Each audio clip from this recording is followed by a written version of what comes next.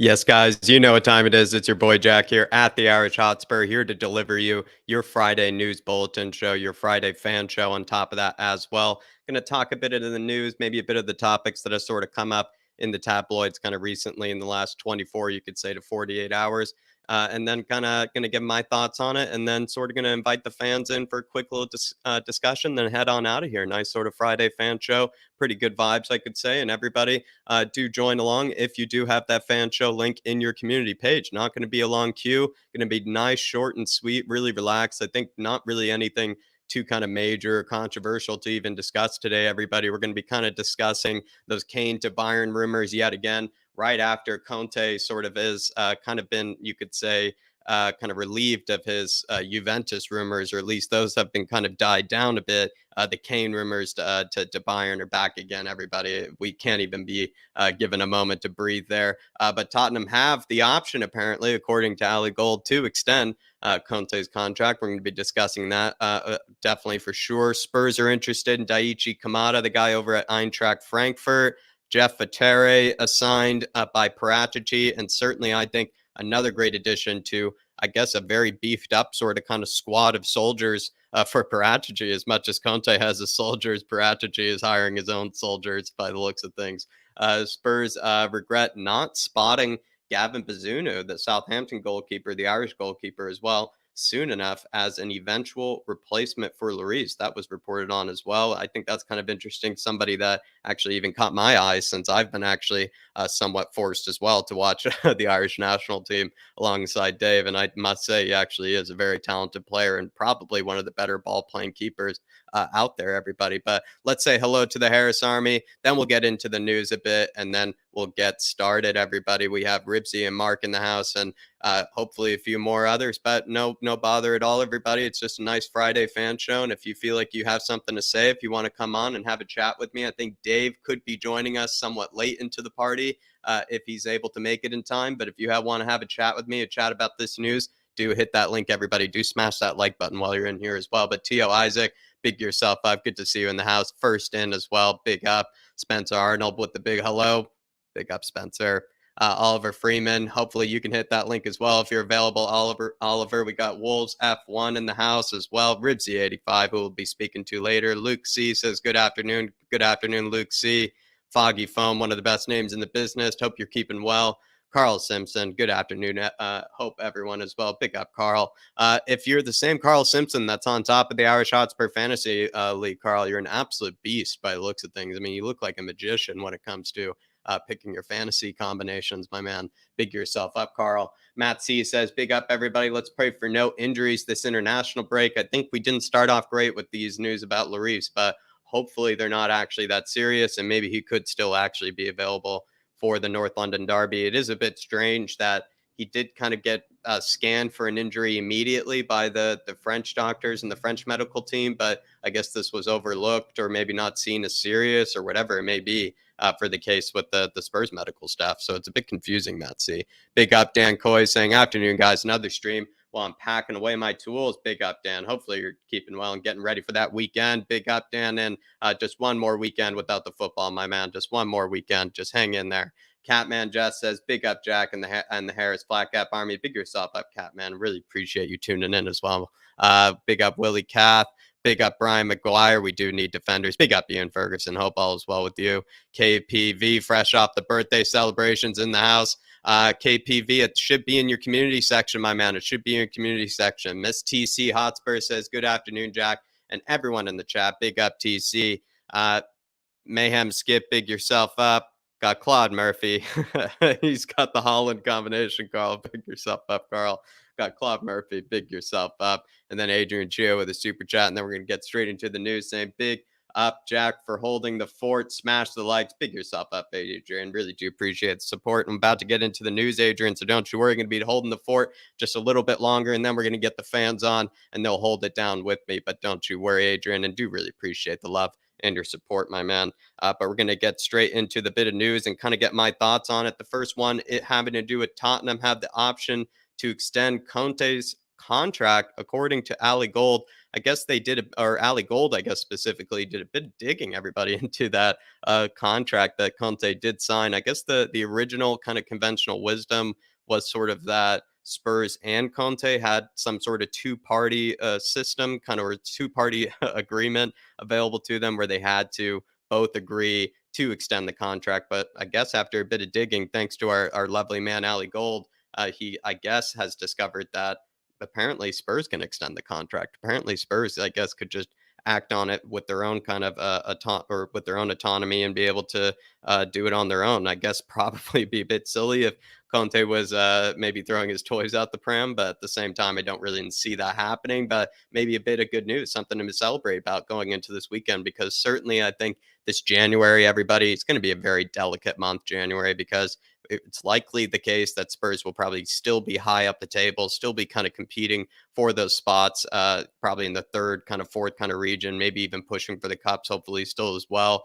And we might need a signing or two that can keep that pace with the rest of the teams, can keep that pace with the rest of the league. And hopefully that Daniel Levy as well as Paratici can come through, because I think that will be able to really convince Conte that we are here to try to keep the pace with the rest of the teams and maybe even take some of those spots that are up for grabs in the case of Liverpool and Chelsea and whatnot. But as well, I would say with Conte, I think this is just good news, everybody. I think we should be happy about it. I think last bit of things I would say on it, as well as according to some sort of like sources or whatnot that are apparently close to Conte, he's actually quite keen or quite ready when the time comes, I guess, whenever it may be for him to extend that contract. He is not really too, I guess, anxious or too, what would you say, reluctant to sign the contract. So pretty interesting there and pretty good news, I would say, for most Spurs fans out there. We got Tony Austin, who joined the Flat Cap Army. Big yourself up, Tony. Really do appreciate you grabbing that Flat Cap membership. Anybody in the house,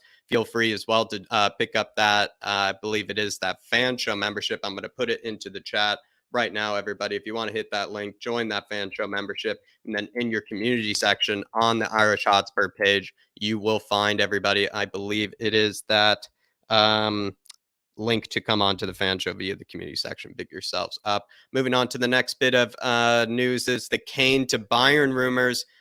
It seems like we couldn't really breathe here, everybody, when it came to the news around Conte to Juventus. Those were around for a bit of time, and now the Kane to Bayern rumors are back yet again. I'm not really surprised by this. I guess their director, I think his name is Salihamidzic, former player of theirs, has been very keen on Kane, or at least shows a lot of appreciation for Harry Kane. At the same time, though, I don't really think it makes sense, if you ask me, because Julian Nagelsmann doesn't really seem like a guy who's liked these sort of conventional world-class strikers. I mean, I think him and Lewandowski didn't exactly get along too well. And also, I don't really know if Nagelsmann really even liked using a player like Nagelsmann. He kind of had, or Nagelsmann didn't like using a player like Lewandowski, and he didn't see kind of that fitting in his sort of style of play. I think it's a bit crazy that he would be that picky about sort of players, but I guess Nagelsmann's that sort of guy. And I feel like Lewandowski, while being a very different player from Harry Kane, kind of a similar problem that he run into, where Harry Kane has this very kind of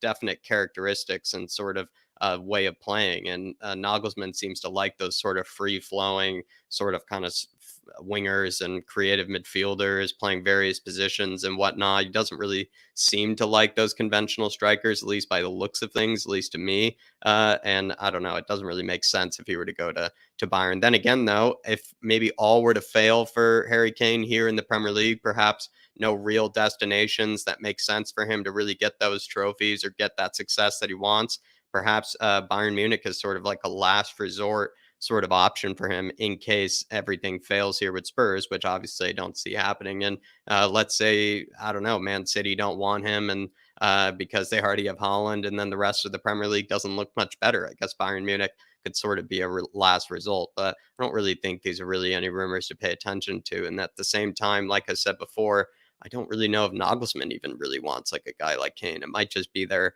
director, Salihamidzic, that seems to really want a guy like Kane. But those are kind of my thoughts on it. Just a quick super chat from Dark Sun G saying Sun scored a screamer today for Korea. He is back. He already was back after that hat trick, Dark Sun G, but he's going to be absolutely tearing it apart, I bet, from here on out. And who knows? maybe even getting a screamer against the Gooners. He has one in the past, and he already has one in his bag, Dark Sun G. Big yourself up, and it's good to see you in the house as well. Hopefully, everybody's keeping well and smashing that like button. But moving on to the next bit of news here, Spurs interested in signing Daichi Kamada on a free contract for next season.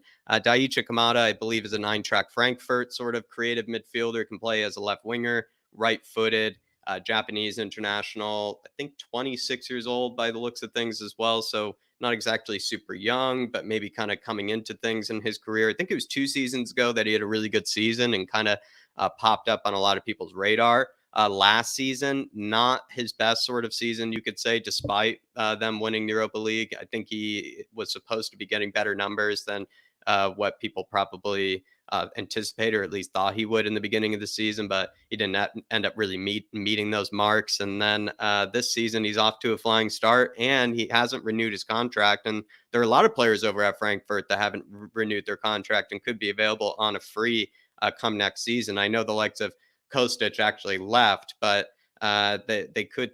I think Daichi Kamada could be leaving. I think Indika could be leaving as well. So a few pretty interesting, talented players that Spurs I think could sign on freeze from Eintracht Frankfurt. Do let me know in the comments, everybody, if you would take Daichi Kamada. I'd certainly take Indika, but they would have to be free transfers for the following season. They're not free transfers that you can really just sign in January or anything. They would have to be players that we would sign for the following season. A big disclaimer, I would say. But moving on, Jeff Vitera assigned by Paratici to scout young talent. I think a former Birmingham City, as well as Real Madrid, maybe even Aston Villa at one stage too. I believe kind of director of football, various roles that he's done in the past. But another man that Paratici is assigned to his kind of scouting team, as well as to his various roles kind of under him that kind of help him out in improving the likes of Tottenham Hotspur. As much as people like to, I don't know, some people seem to be making fun of all the signings that Paratici been making. I think it's actually quite relieving that he's kind of delegating a lot of roles to various people, because before, under Steve Hitchen basically had the title as a director of football, the head of scouting, ahead of methodology, ahead of like club improvement and all these other various kind of job titles that are maybe sound ridiculous, but are quite important. And I think it is good to delegate them to various people instead of just handing it to one guy and just expecting him to be able to somehow manage it all on one plate. And I find that kind of actually quite foolish by either Levy or Hitchin, that they thought that they could get away with that in the past. And the way that Paratici has been hiring so many people for so many various sort of roles and kind of jobs that he sees fit, that he sees as important, I think is certainly a really good thing to see. And it also kind of highlights perhaps what was going wrong before at Spurs, whereas now it seems like for the most part, a lot of our transfers are going the right way. They are sort of hitting the ground running. They're making huge impact, whereas before we weren't really getting that as consistently. And perhaps some of that had to do with the way that things were set up in the background, and Steve Hitchen maybe putting too much on his plate, or Levy putting too much on his plate. I'm not exactly sure, but yet again, another person hired by Paratici, I guess, in order to scout some young talent. And I guess so far we've done a pretty good job, especially in the case of the most recent one being Destiny Udogi, who had a decent performance, so I've been told, against the likes of the under 21s. But we're going to move on, though, everybody.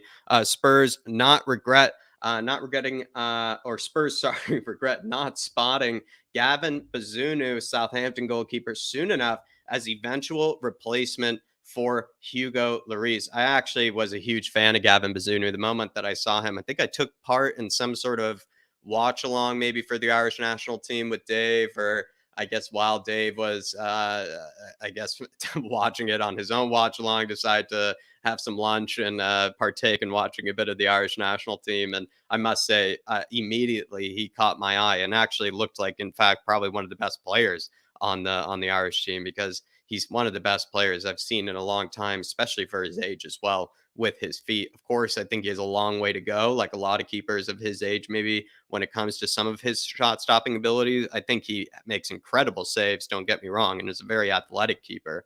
But what really highlights or really stands out is his sort of on the ball ability, is his sort of possession ability. He can really just ping a ball from pretty much anywhere to someone's chest. The way he's able to lift it, almost put backspin on it as well, is just incredible. Seriously, I think the guy, honestly, is practically, in the way that he looks, sort of carries himself, with how athletic he is, how big he is too, and how quick he is. He is kind of like the Irish Neuer, I would say. Really, he really in every way sort of resembles like a very young sort of Neuer in a lot of fashion. And I would say that is kind of a player that Spurs probably should have actually taken a look at. I understand though maybe why he was overlooked by a lot of teams, because he was playing over at Portsmouth, but the only time that you really would have caught him really playing in his real sort of best abilities is probably for that Irish team, where he really was given a lot of license to kind of ping passes left and right, to be kind of that really good keeper from out the back. And I'm kind of disappointed that we missed out on him. Supposedly, Spurs are now maybe looking at Islan Meslier, so I've heard in the past, as an eventual kind of replacement for Lloris. Regardless, we just really need to focus on getting kind of that more modern goalkeeper, that goalkeeper that is good with the feet, because nowadays you can't really get away with, I think, a keeper that's really poor with their feet, because most teams, they press pretty high up the pitch, and if they know that your keeper is going to be a sketchy guy to play back to in case you're put under a bit of pressure, they'll take advantage of that and they'll tear you apart. But if you have a guy like Bazunu, if you have a guy like Meslier, you actually kind of sort of make those presses kind of I don't know, really kind of pointless in certain moments, because they can absolutely tear you apart and be able to open you up. So maybe a big miss, I could say, the Gavin Bazunu one, but at the same time, not really too surprised either, because he was playing at a League One club, and his only real games that maybe most people could have been able to see were those Irish national team games. And a lot of smart, well regarded, I think, kind of sort of YouTubers and whatnot had no idea who this guy was, like when he even went to Southampton. So I'm not going to really beat up Spurs too much as I would like to, especially since I knew a little bit about the kid. But I think that's about it. I'm pretty sure that's the news that I had kind of sort of prepared for today. Just going to make sure I didn't miss any great comments here. Kyle Vineyard grabbing that membership. Let me just make sure, Kyle. It says here, got that fan show membership, Kyle. Great job, brother. And happy birthday as well. I've been celebrating it for a while, and hopefully you can come on and we'll celebrate it further this Friday. But it's in the community section for you, Kyle. Pick yourself up. Big up Fraz Radfar. Good to see you in the house. Dark Sun G says, FYI, the Screamer was another free kick goal for Korea at this stage. Dark Sun G, it's becoming a laugh. It's becoming a joke. The Harry Kane lines up or even gets close to the free kicks. We need to start seeing Sonny taking these free kicks. I'm getting a bit, I don't know, maybe it's some sort of leverage that Harry Kane has on the club or has on the team or whatever it may be, because with Sonny continuing after even that break from scoring goals, continuing to score goals from set pieces and free kicks. Dark Sun G, ridiculous. Harry Kane needs to get off them, my man. But pick yourself up. SOF, good to see you. Hopefully you're keeping well. Pierogi's in the house. I'll hope all is well with you, Pierogi. Making sure I'm not missing anybody. I don't think I am. Big up PC Gamer as well. But let's get the fans on the show. Enough hearing from me, everybody. Let's get the fans on the show. We're going to start. Mark, would you like, if you're going to put your camera on, I can put you on first since you were here first, or I can go to Ribsy. Just going to give you a second here, Mark. Alrighty, I think we're going to go to Ribsy by the looks of things, since Mark bowed out. So, Ribsy, if it's all right, we can go to you first. Alrighty. How we doing? Yeah, not bad, mate. How are you? I'm doing okay. I think you probably caught a bit of that news segment brought by Yep. myself. Anything that caught your eye, or anything that you wanted to talk about going into this? Yeah, I don't know whether you mentioned the I'm just reading here on Twitter that Perisic has to have to go off. Ugh, that was a mouthful. Perisic has had to go off after a challenge from Højbjerg, which is bit of a shocker. But pure Spurs, it's always our international breaks always end up that way, don't they? I saw But Skippy put a harsh challenge on Udogi as well. what are we You're doing, man? relentless. They're just lining each other up after all those training drills. They're like, here we go, get a bit of payback. Well, hopefully Romero doesn't come up against Richarlison or anything, because Oh no, yeah, that could end up that's being a bound to blowout. happen one day. If they're in the World Cup together, there's going to be no love lost between them two. Certainly, Tell you. certainly. Well, where should we start? I mean, yeah, that bit of news of I guess Perisic. Are you worried about injuries this international break? Because we're probably one of the Ah, unluckiest teams. It feels like when it comes to that sort of thing. I don't know, man. I feel like well, here's the thing. I usually avoid discussing things like that because I'm like, if I talk about it, it's it's either going to happen, and then I'm the I'm bad the luck worst guy. when it comes to it. Yeah, I'm the worst. Yeah, I yeah, always but make people talk about it, and I talk about it myself. Yeah, I know what you mean. yeah, but it's worth talking about, right? Because it is something that does tend to happen. And Romero, I mean, you mentioned before, he does have a little bit of a history of it. Um, I have vague memories of Kane coming back injured once or twice, or at least we sent him off half injured and he came back fully injured once. But um, we can only hope, right? I mean, it looks like Yeah. Perisic, if he's gone off, he's tweaked something, or at least he's just being careful about it. So, but he's a yeah. Oh yeah, and Carl, man, reading your thing, yeah, no, from what I saw, there's nothing wrong with the challenge. It's exactly just the kind of thing that you expect with Spurs stuff. Like it's perfectly good tackle, and then injury or potential injury. Maybe he's just whatever. But yeah, man. How about we start with this though? Mhm. I was saying outright when we get the news that perhaps the Conte to Juventus rumors were a bit BS, maybe not really actually anything behind it. Now we're getting the Kane to Bayern rumors again. They were all over the Google search for Tottenham news. But you just basic Google search Tottenham news, all of it's Kane to Bayern today, and I don't know. It's like we can't Mm. really get a break here, Ribsy, and as you maybe heard my thoughts on it, it doesn't really make much sense to me apart from the fact that like maybe Bayern like a good striker and it looks good on paper, I Well, I guess. mean, who doesn't, right? I mean, there isn't really a team in the world that probably wouldn't be improved in some way by signing Harry Kane, right? I mean, he's a brilliant player, and no matter how you really want to use him, um, sure. I mean, yeah, Bayern would probably be a better team if they had Harry Kane. I mean, he doesn't really have the accolades of a winner, but that's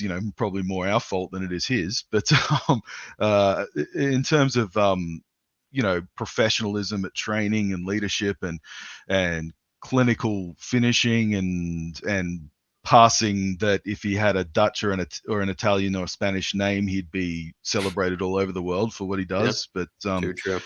because he's Or if he was playing for Man United, but yeah, probably. Yeah, no, well, if he was playing for Man United, he would have gone, on some, 200 million pound deal to some Spanish club or something. It's by now. So it's just as people keep estimating our players, we in some ways reap the benefit of that. So that's fine, I guess. But uh, I can't.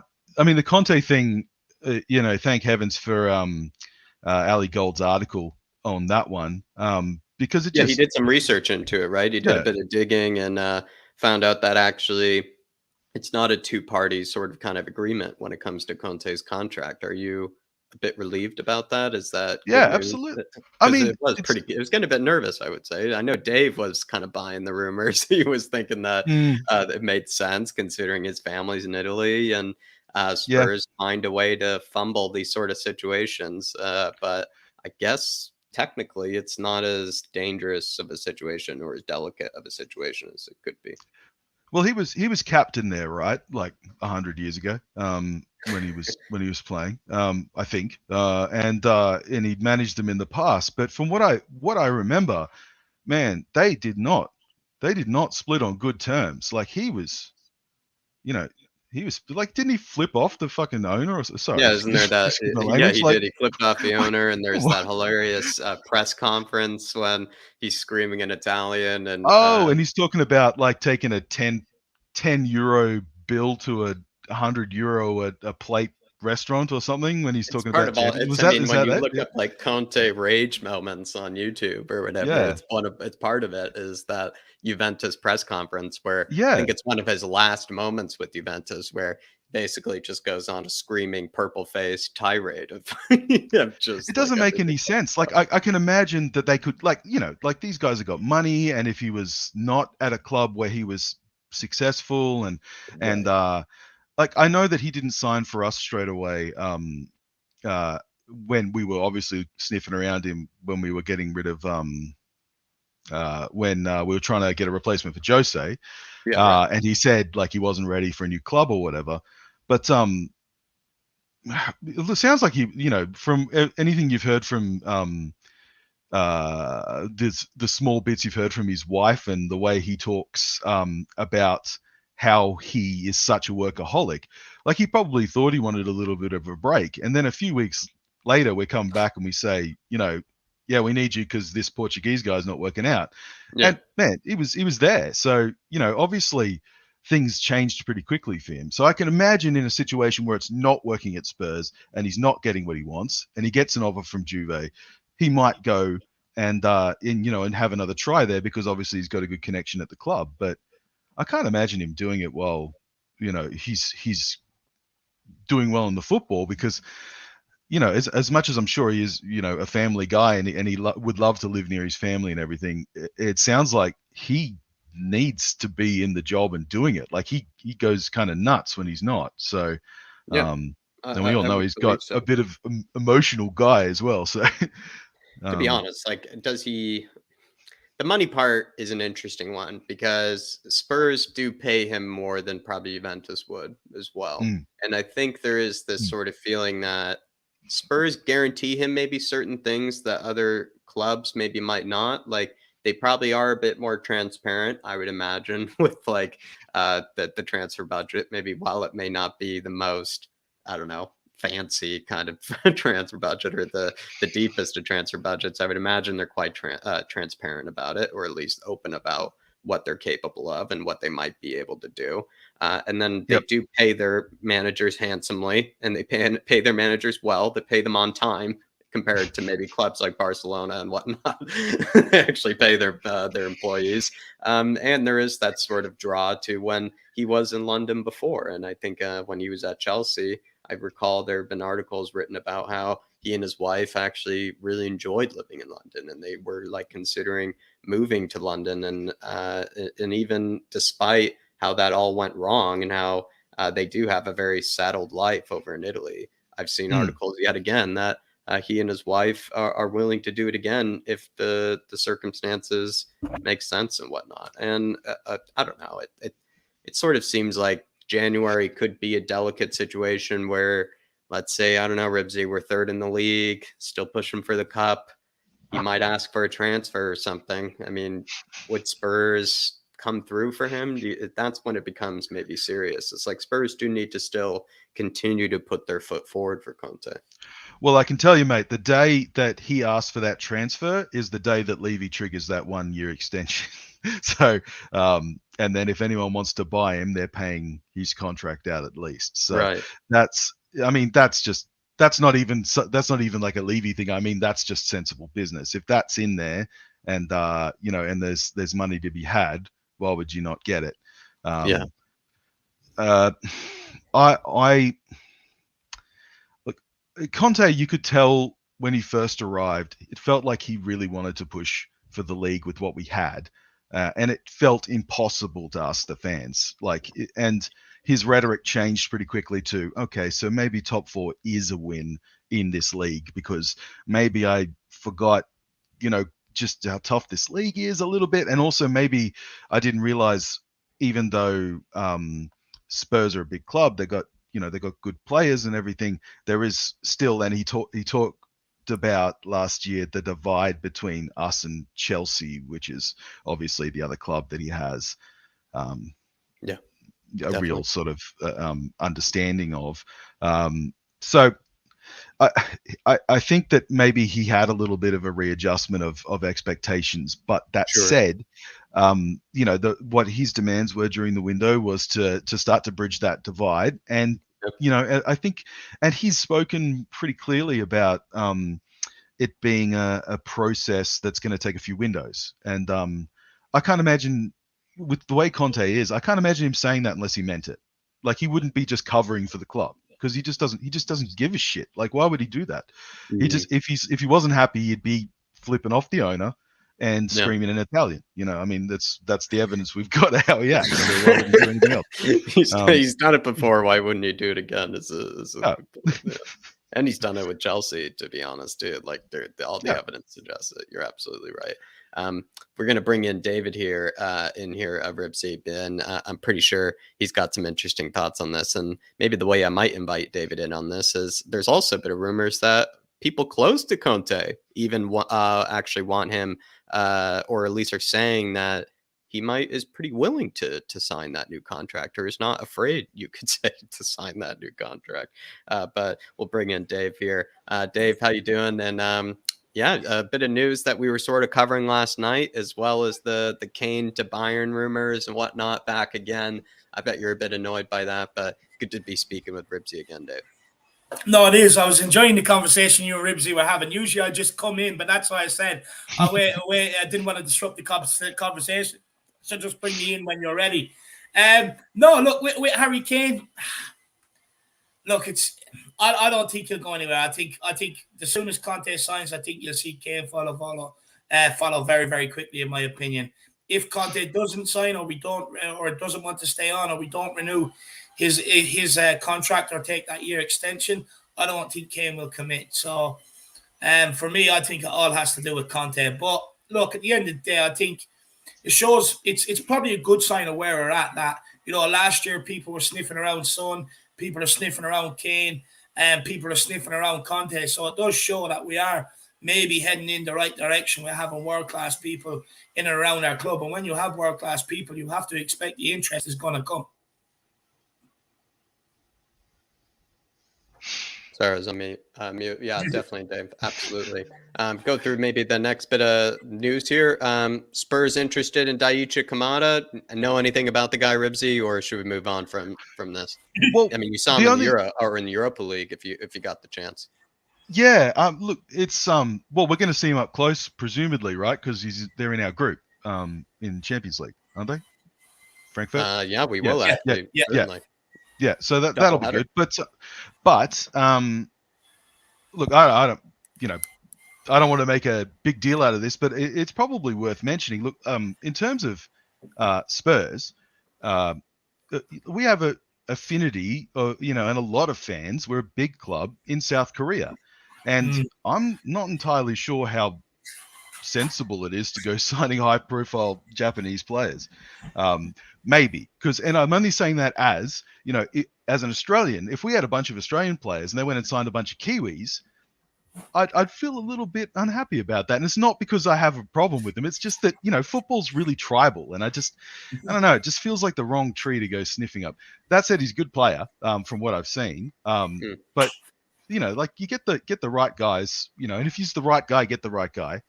But I don't know, it just doesn't seem like the direction we go club culture. From what I would say, he fits that creative midfielder role. He is very good dribbler, has a nice eye for his pass. He's more creative than anything. I wouldn't say he exactly solves like a huge goal output, but he does solve that creativity department. And he does have that eye for a pass that maybe some Spurs fans accuse some of our midfielders of not having. But I don't know, like, here's the thing. At the same time, Ripsy, there is that guy Malinowski. So we've heard from him that he actually is like desperate to play for Spurs. Almost at this stage, he'd almost play for them for free, by some of the rumors.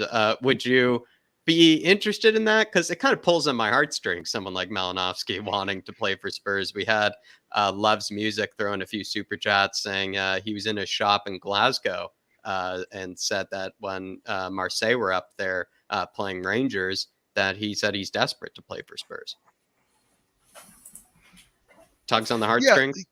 Yeah, I mean, look, anyone who actually speaks openly about wanting to come and play for the club, and they're a decent player. I mean, of course I want them. Like if they're, and it's always a good story if they show up and they're a success, right? But I don't know. Like it's difficult to know.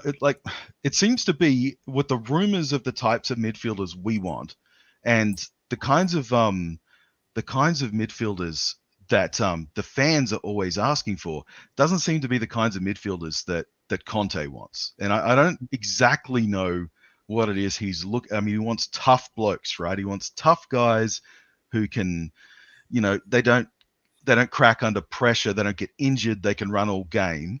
And the creative yeah. And sure, I mean, I just don't know enough about that player to know if he's got those exact attributes. But I agree. I think we need more of a, like a Swiss Army knife of well, that's the wrong example, but some different tools for different situations, as opposed to just, having 5 versions of the exact same player, which is what we sort of have been going for at the moment. Yeah. But that said, it's not my team, so if he doesn't want the creative types in the middle, for the reasons that apply to his strategy, even though all of us look at it and go, dude, you really need this because this makes sense. But at the end of the day, he's making the big bucks, right? So yeah, I don't know.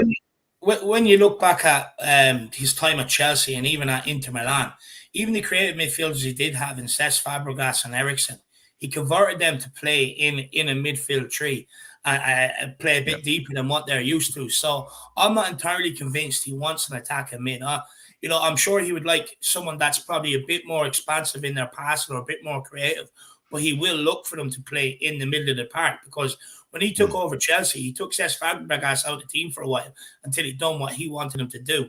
When Eriksen went to him to Milan, he didn't play for a while until he came in and he got used to what Conte wanted him to do.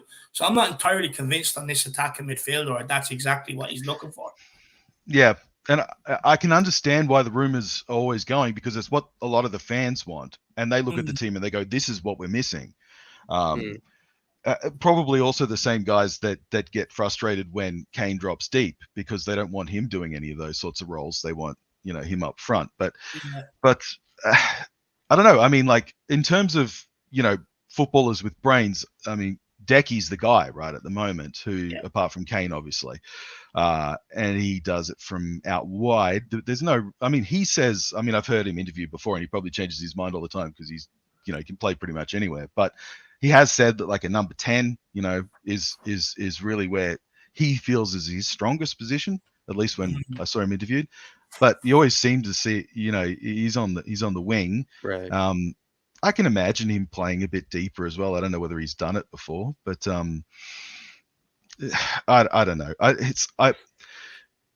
It's so difficult to sort out what are just rumors created from what players what fans want in terms of what they see as the holes and the gaps in the team. And it doesn't seem to be quite balanced up by what we're actually seeing them go after when they're making this.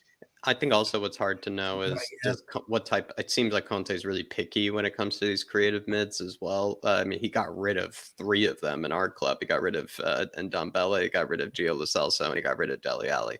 Not saying any of those guys really worth much to us at that stage anyway. But point being, though, he almost got rid of Bryan Hill if he got the chance, I think, too. So it really shows that he had creative midfielders available to him, and he really is picky when it comes to that position. I think he does want one. I think he wants something like that available to him. At the same time, though, like, he's not just going to work with any one of them. He seems to be a bit more kind of a picky when it comes to it. Maybe he's like, oh, he only likes shellfish, doesn't like regular fish kind of situation when it comes to it. I don't know. But the point being is he doesn't just take any creative midfielder by the looks of it into the team. And with Kamada, really good player, I just am kind of on the same lines as you, Ribsy. Is it like just because it makes sense? Is it just because it makes clicks? Like, is it really a midfielder that Conte would actually use? There's that sort of thing we always have to consider too. Look, I'm fully ready to change my mind on it. Don't get me wrong about any of it. If we see, when we see Frankfurt play against us, it's going to give us a really.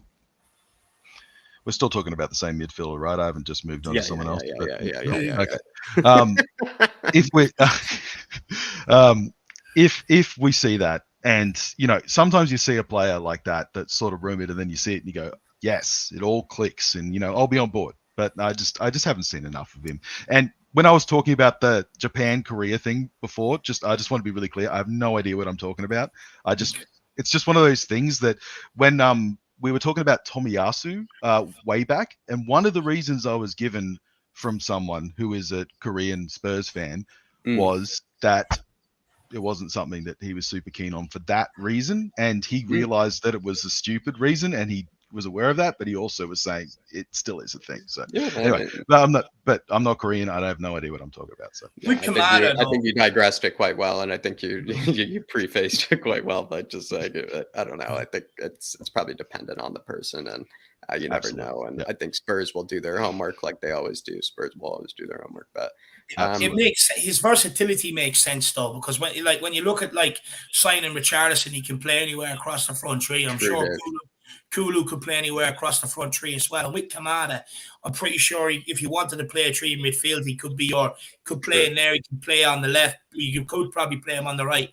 And Jack, you were saying to me yesterday, he can also play as a second striker as well. He's played as a second striker before, and he's over 6 foot, so it does kind of fit with what Spurs are trying to do. And you'll be able to approach him on free signing come January. So I wouldn't be surprised if it's if we did go for him and look to save our money to go and bolster up the back line. Definitely.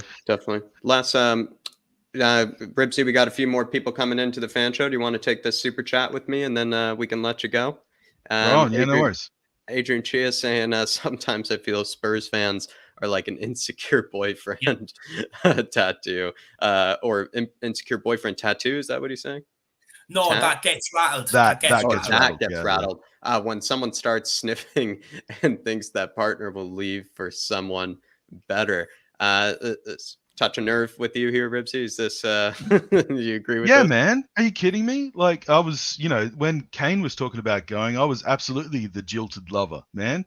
And then now that he's crept his way back into our hearts, it was definitely God, what podcast was it I was listening to? But they were making a joke that it was, like when you take your ex back and then you're like apologizing to her for making her cheat on you, like it's so absolutely, no, you're right, Adrian Chia. No, and I don't think it's just Spurs fans, man. No one likes to see their players getting courted by other teams, especially ones that could actually get him. So I'm not saying that he would go to Bayern, but he's absolutely that type of player. He's that quality of player that you see in those top teams around the world. And sure, it would suck. I'd prefer him play there than somewhere else in England, but still. Where that sort of stems from though is because over the last while, you would say, like, you would get, look, the last while we were kind of building, we weren't really at the real top of European football or in the elite, what you would call the elite sort of section. So them sort of clubs were coming to pick off players, Luka Modric, Kyle Walker, and there's more along the way, And we're kind of used to our best players being taken off us at some point.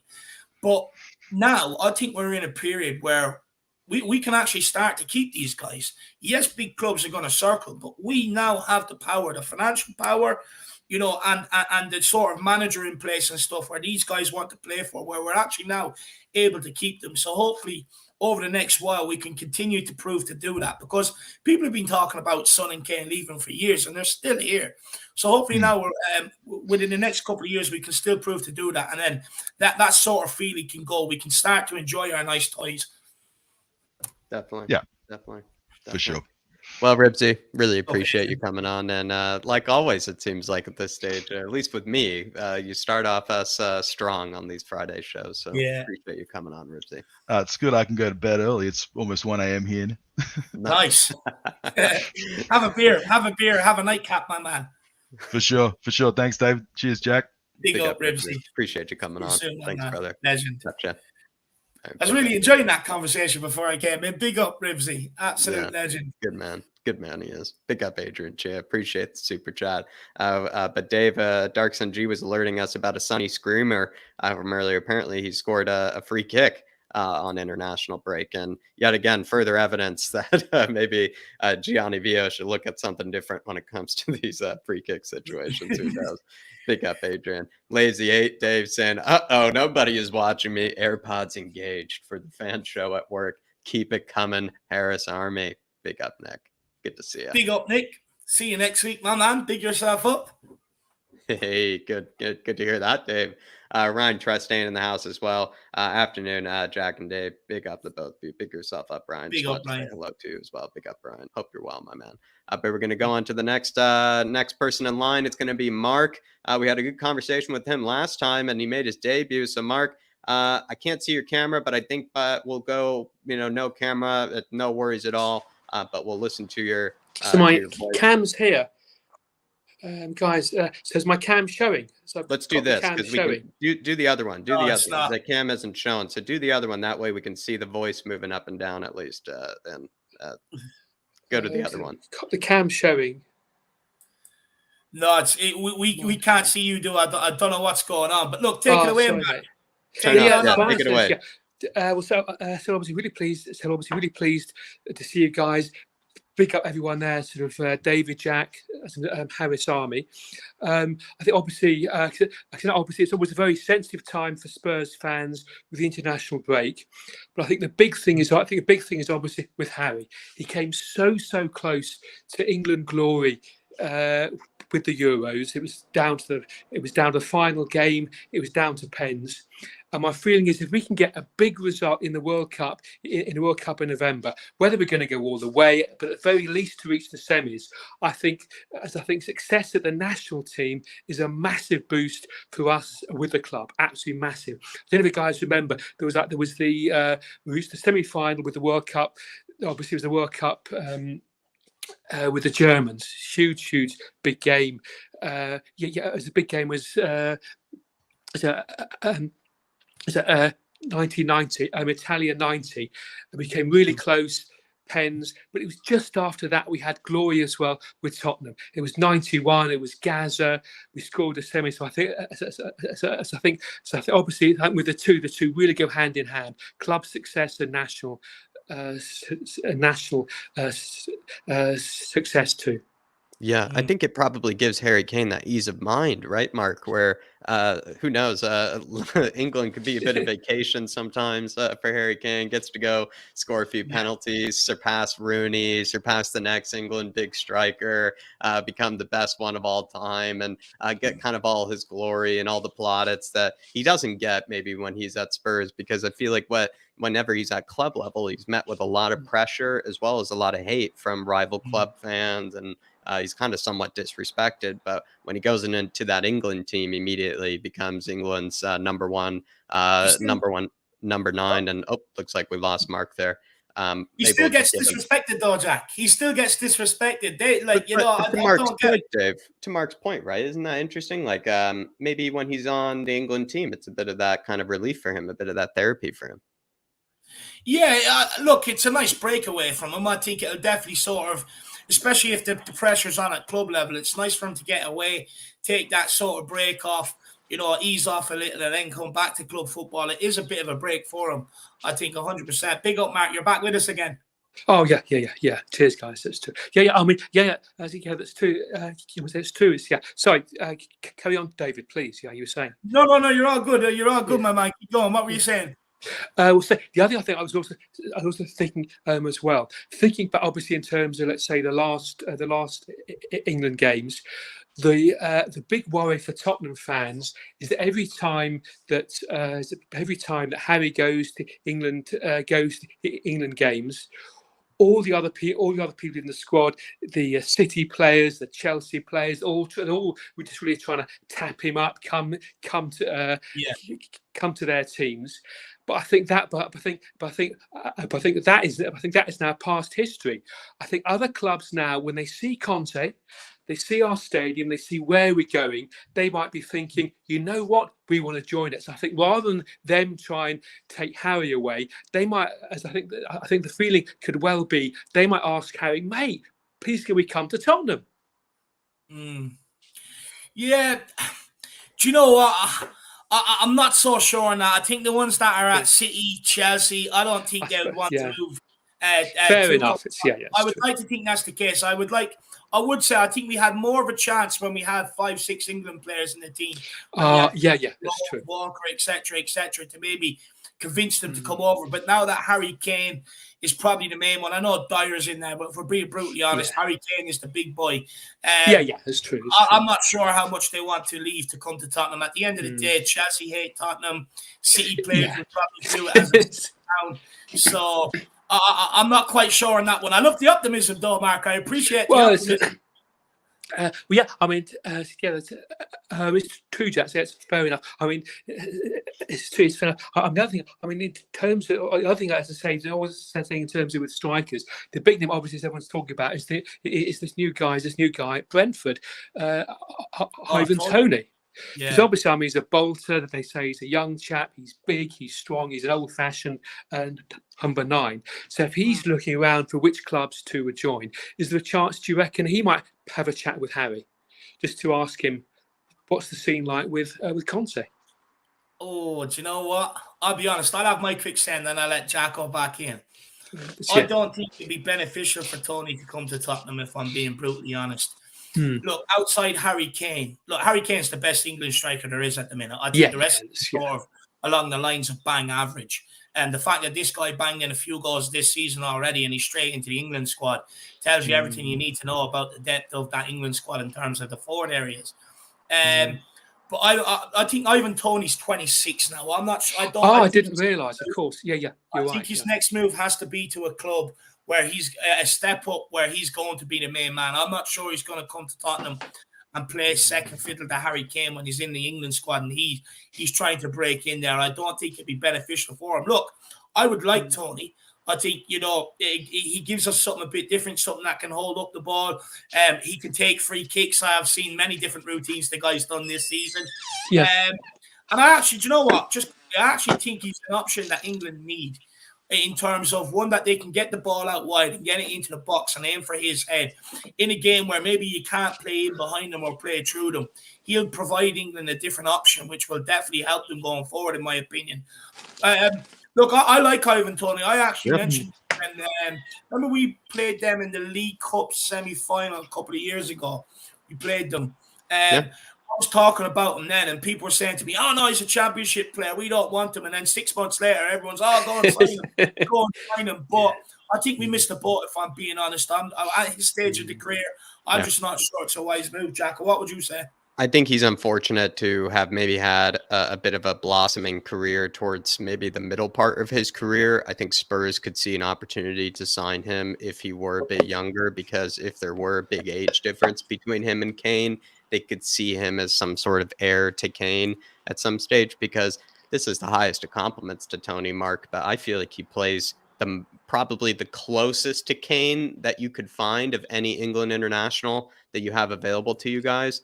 If you wanted to go for somebody that can hold the ball up, perhaps play somebody else in behind, be a bit more technically gifted than your average kind of big number 9. I think that's what kind of Ivan Toney has that is somewhat similar to Harry Kane. And I think he is really good when it comes to his hold-up play, and also his ability to bring in his teammates and whatnot, and also flick-ons and etc. I think he is actually, if you were to find somebody that could bring certain characteristics that Harry Kane brings into that team, Ivan Toney can fill that void in some way, like not in every way, but in some way. So I think that's the highest of compliments you can give a guy. But at the same time, I don't know. I think he's unfortunate to be 26, and we already signed a Richarlison around that age. I think Richarlison's a year younger, around that age too. And I think Tony's, just like Dave said, he's going to have to find a club where he is going to be the main man, and it's tough. It's tough. Yeah, but that's true. That's true. Yeah. Any thoughts on some of the news maybe recently, kind of Mark? One of them being that Kane, I guess, is being rumored back to Bayern. Do you get frustrated by that sort of thing? Is it something that you just get tired of seeing, like Dave here? It was being so it was being chased by. So if it was being chased, so if it was being chased by an English club, then I would be worried. Whether if it's being chased again, either by City, by Liverpool, by whoever, by some of the big names from there, I would be concerned. I think in terms of things, how to put it, in terms of things, in terms of things with the overseas clubs. Well, I suppose obviously, I think obviously the other few points I think is obviously bearing in mind in terms of Harry. I think it's in terms of Harry's confidence. If no one was after him, that would look bad. If he was there and no one was interested, that would look bad for his confidence, bad. I'm not saying in terms of, say, with his ego, but as the England captain, it looks, how should I put it, would reflect badly on him and also badly on Tottenham if he wasn't being chased. Yeah. So I think it's a huge... It's nice to be wanted. It's nice to be huge. Kane is wanted. Certainly. Huge to do is there. But so I think, as Jack was saying earlier, in terms of things, how to put it, in terms of the things that say with Harry's your contract, I think it's likely his contract will go down the same time as Conte's contract. When one signs, the other signs. I don't know in terms of the two, which will sign first. I think it's likely possibly that Antonio will sign first, and once he signs, that will then come through. And I think the other thing, as I was saying in terms of with January, because obviously the big name, Bastoni's bound to be waiting for Conte to sign. So I think as soon as Conte signs, that will just really unlock the door to all the other big things that we need. Correct me if I'm wrong. Isn't Bastoni on the bench at the minute over at Inter? And I think he's been on the bench the last while. I think he's out of the team actually, isn't he? Got pulled off. That's true. Yeah, that's true. So, and I'm sure it's true.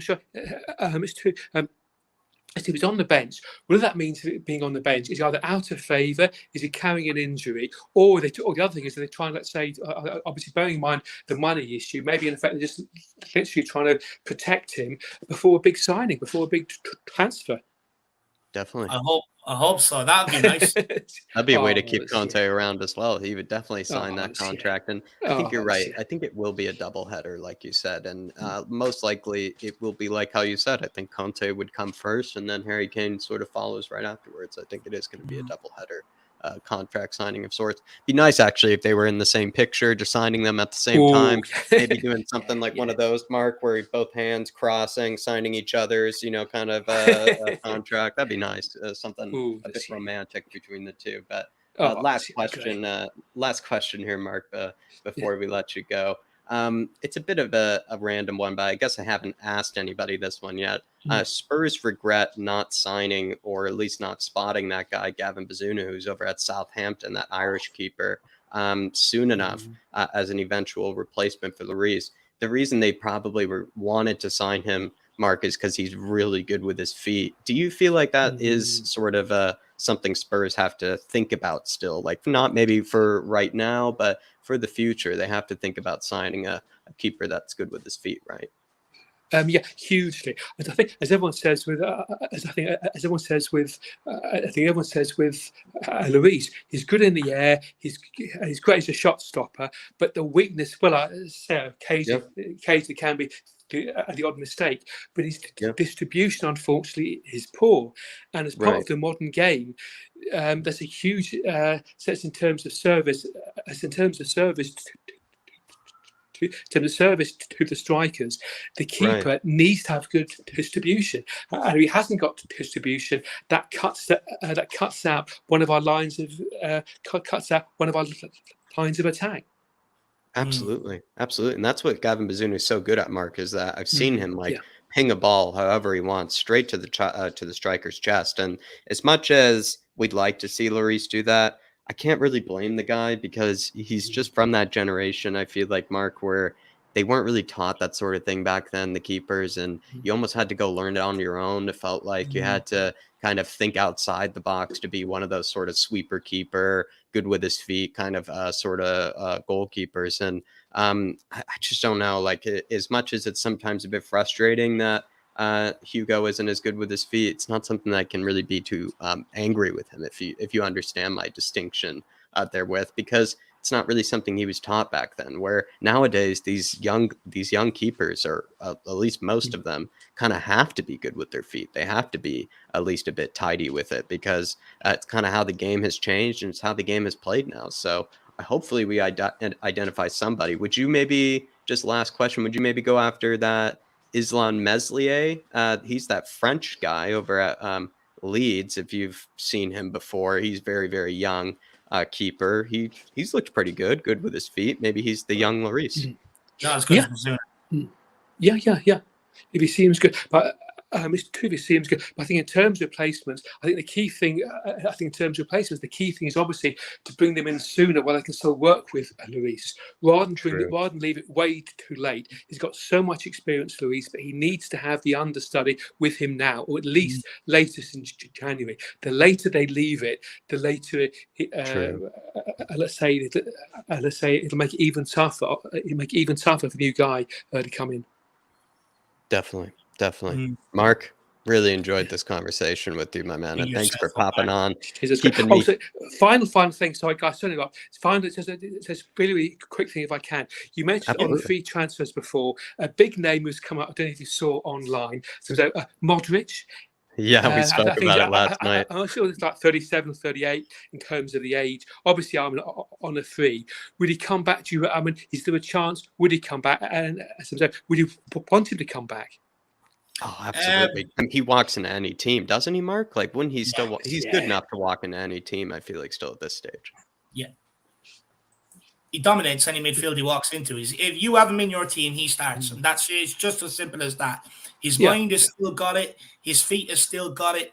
Best passing range in world football, and probably the best midfielder in world football, in my opinion. The guy has never lost it. Never. Yeah. 100%, guys. Yeah, pick yourselves up, guys. It's a tremendous show. Really pleased to be here again. Thanks for keeping me company, Mark. Thanks for keeping me company. Dave came in a bit sooner than I thought he would. But I thought he was just going to be you and me, kind of enjoying this Friday afternoon for you, or this Friday morning for me. And appreciate you hopping on, Mark, and appreciate you keeping me company. And good combo as always. And hopefully we get to see you Monday as well. Hopefully you have time for Monday. Yeah, really pleased to. Cheers, guys. Big up. Speak to you soon. See you soon, my man. Big up. What an absolute legend. Everyone, give Mark a big up in the comments. What a guy.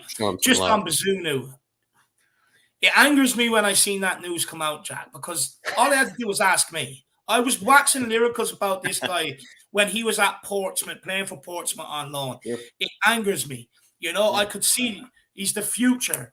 The distribution the guy has. Most keepers from like Lloris, he'll try and hit it towards the air, whereas Bazunu will just like an arrow straight to you.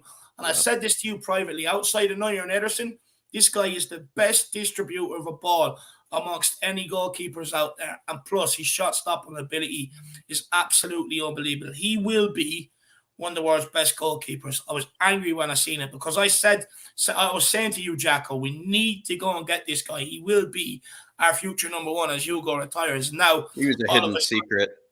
I think he was a hidden secret. I think at one stage, and I was saying earlier, Dave, maybe to be nice to Spurs, like I could see maybe why not everybody knew about this guy, because he was playing League One football over at Portsmouth. Not everybody's catching those sort of games, or not everybody's even maybe taking somebody at his age too seriously at that sort of stage. And his only real games would have been seen with the Irish team and the Irish national team. And if people probably should have been watching those games, but as you sometimes exactly humbly say, Dave, maybe they shouldn't be. So they would have had to have watched, I think, the Irish team in order to really catch him. And I guess only so many people do, and only so many people did. And it was kind of all hearsay, all kind of like, oh, I think he's really good. I've heard he's really exceptional, but I've never actually seen him, sort of situation. Yeah. And then I think it was one of those when it came to Gavin Bazunu, which is really unfortunate. And I really do wish we did the homework, because I know we're kind of raving about this random kid, but believe me, I think Dave and I do rate him that highly, that he is going to be one of the world's best at one stage. And I think that it is a miss. It is a miss as much as I've given them an excuse. It is a miss. Like, the thing is, he's still gettable, but the thing is, his price skyrockets now, and that's why I wanted to sign him before any other Premier League club got their hands on him. This guy has had a meteoric rise. Moved from Shamrock Rovers to Man City at the age of 16, trained with Ederson for a while, then went out on loan, and he done absolutely superb at Portsmouth, got into the Ireland team and took the number one goalkeeper spot, and no one is even close to taking him. And he's up against that guy that's at Liverpool, Queven Keller, as well, who's very, very highly rated. but this guy gets in ahead of him and even got in ahead of him, even when he was playing for Portsmouth and Kelleher was playing for Liverpool. The guy is an absolute unreal goalkeeper. I've been watching Liverpool because anyone that watches the watch-alongs know how much I've been highly rated this guy. And it just angered me to see the news, Tottenham think they've missed out. I was like, but what I will say, from what I've seen of Josh Keeley, he is also very, very good with his feet as well. Right now in Ireland, we're going through a bit of a hotbed with goalkeepers. Yeah, making some good players behind the sticks. Good youngsters out there. So, yeah, look, hopefully the gate for Bazunu's not gone, but he's going to cost big money now that he's getting the exposure and people are aware of him. Now that he's in the Premier League, it's too late at this stage. I agree with you. Brandon here with a super chat saying center back and right wing back are the clear gaps in the team, not a backup striker. I agree with you, Brandon. I think those are the two signings, if any, that we would make. If we were to pass up on one of those, maybe a right wing back if Jed Spence somehow finds a way into this team. But if Jed Spence is still suffering and is still not finding a way into this team, it becomes a bit of a worry, I think, come January, if you ask me, or unless Conte finds a way out of it. Center back, though, absolute must. Not playing around here. Absolute must. Pick yourself up. I believe Spence had a decent game yesterday for the England under 21s. I believe I didn't watch it, but from what I'm reading and what people are saying, I believe he had a very good game. Yeah, probably want to prove something. Maybe, Dave, pick yourself up, Brandon. Luke C with the super chat saying, what defense do you think we should go with in the North London derby? And do you think Son will get 20 goals this season? Now he is up and running. Great question here, Luke C. The defense, it's going to be Longley for me. I think Ben Davies is out injured, but even if he were available, I'd still go Longley because Arsenal are going to press that back line, and we need good ball-playing center backs for this team. So I'm going to go Longley, Eric Dyer, Romero. Simple as, Luke C. Back, maybe wing backs. I'm going to go Emerson and Perisic, I think, for this. You almost want to go Sassignon because maybe the defensive, but he wasn't really as defensively, convincing against Leicester. I don't want to be too harsh on him, but he wasn't as convincing. So I think I'm going to go Perisic on the left, Emerson on the right, and then Romero, Dyer, Longley. That's what I'm going for, Luke C. And Sonny, can he get 20 goals in all competitions? Certainly. Can he get 20 goals in the league? It's a tough climb from here. He did miss out on a few games. He's going to need another hat trick, I would say, Luke C, in order to get him considering. I think he'll need another hat trick. Maybe if he gets another hat trick, I'd say yes. Unless he starts scoring every game, kind of a period, he's going to need another hattie under his belt, I would say. I think he'll get there. I do. I think he'll be hungrier than ever. I think he didn't like the criticisms. I don't think he liked the critiques of him. And I think he's going to be hungrier than ever to go on and get it. And I definitely think he can. I think him and Kane will both reach 20 this season if they really put their mind to it with the sort of season it is as well. And look, as for the defence, I think it's a no-brainer. Langley, Dyer, Romero. The more you keep possession, the less pressure you're under on the back line. So I would go with that.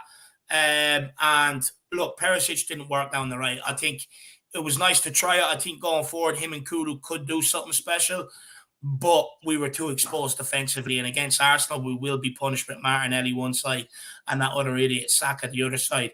So for me, I would go Emerson at right wing back and Perisic back over to the left. Big up, Luke. Big up, Luke. Great question. Put in the chat, though, what would your defense be, my man? Big up, my man. Really appreciate the support as well, Luke.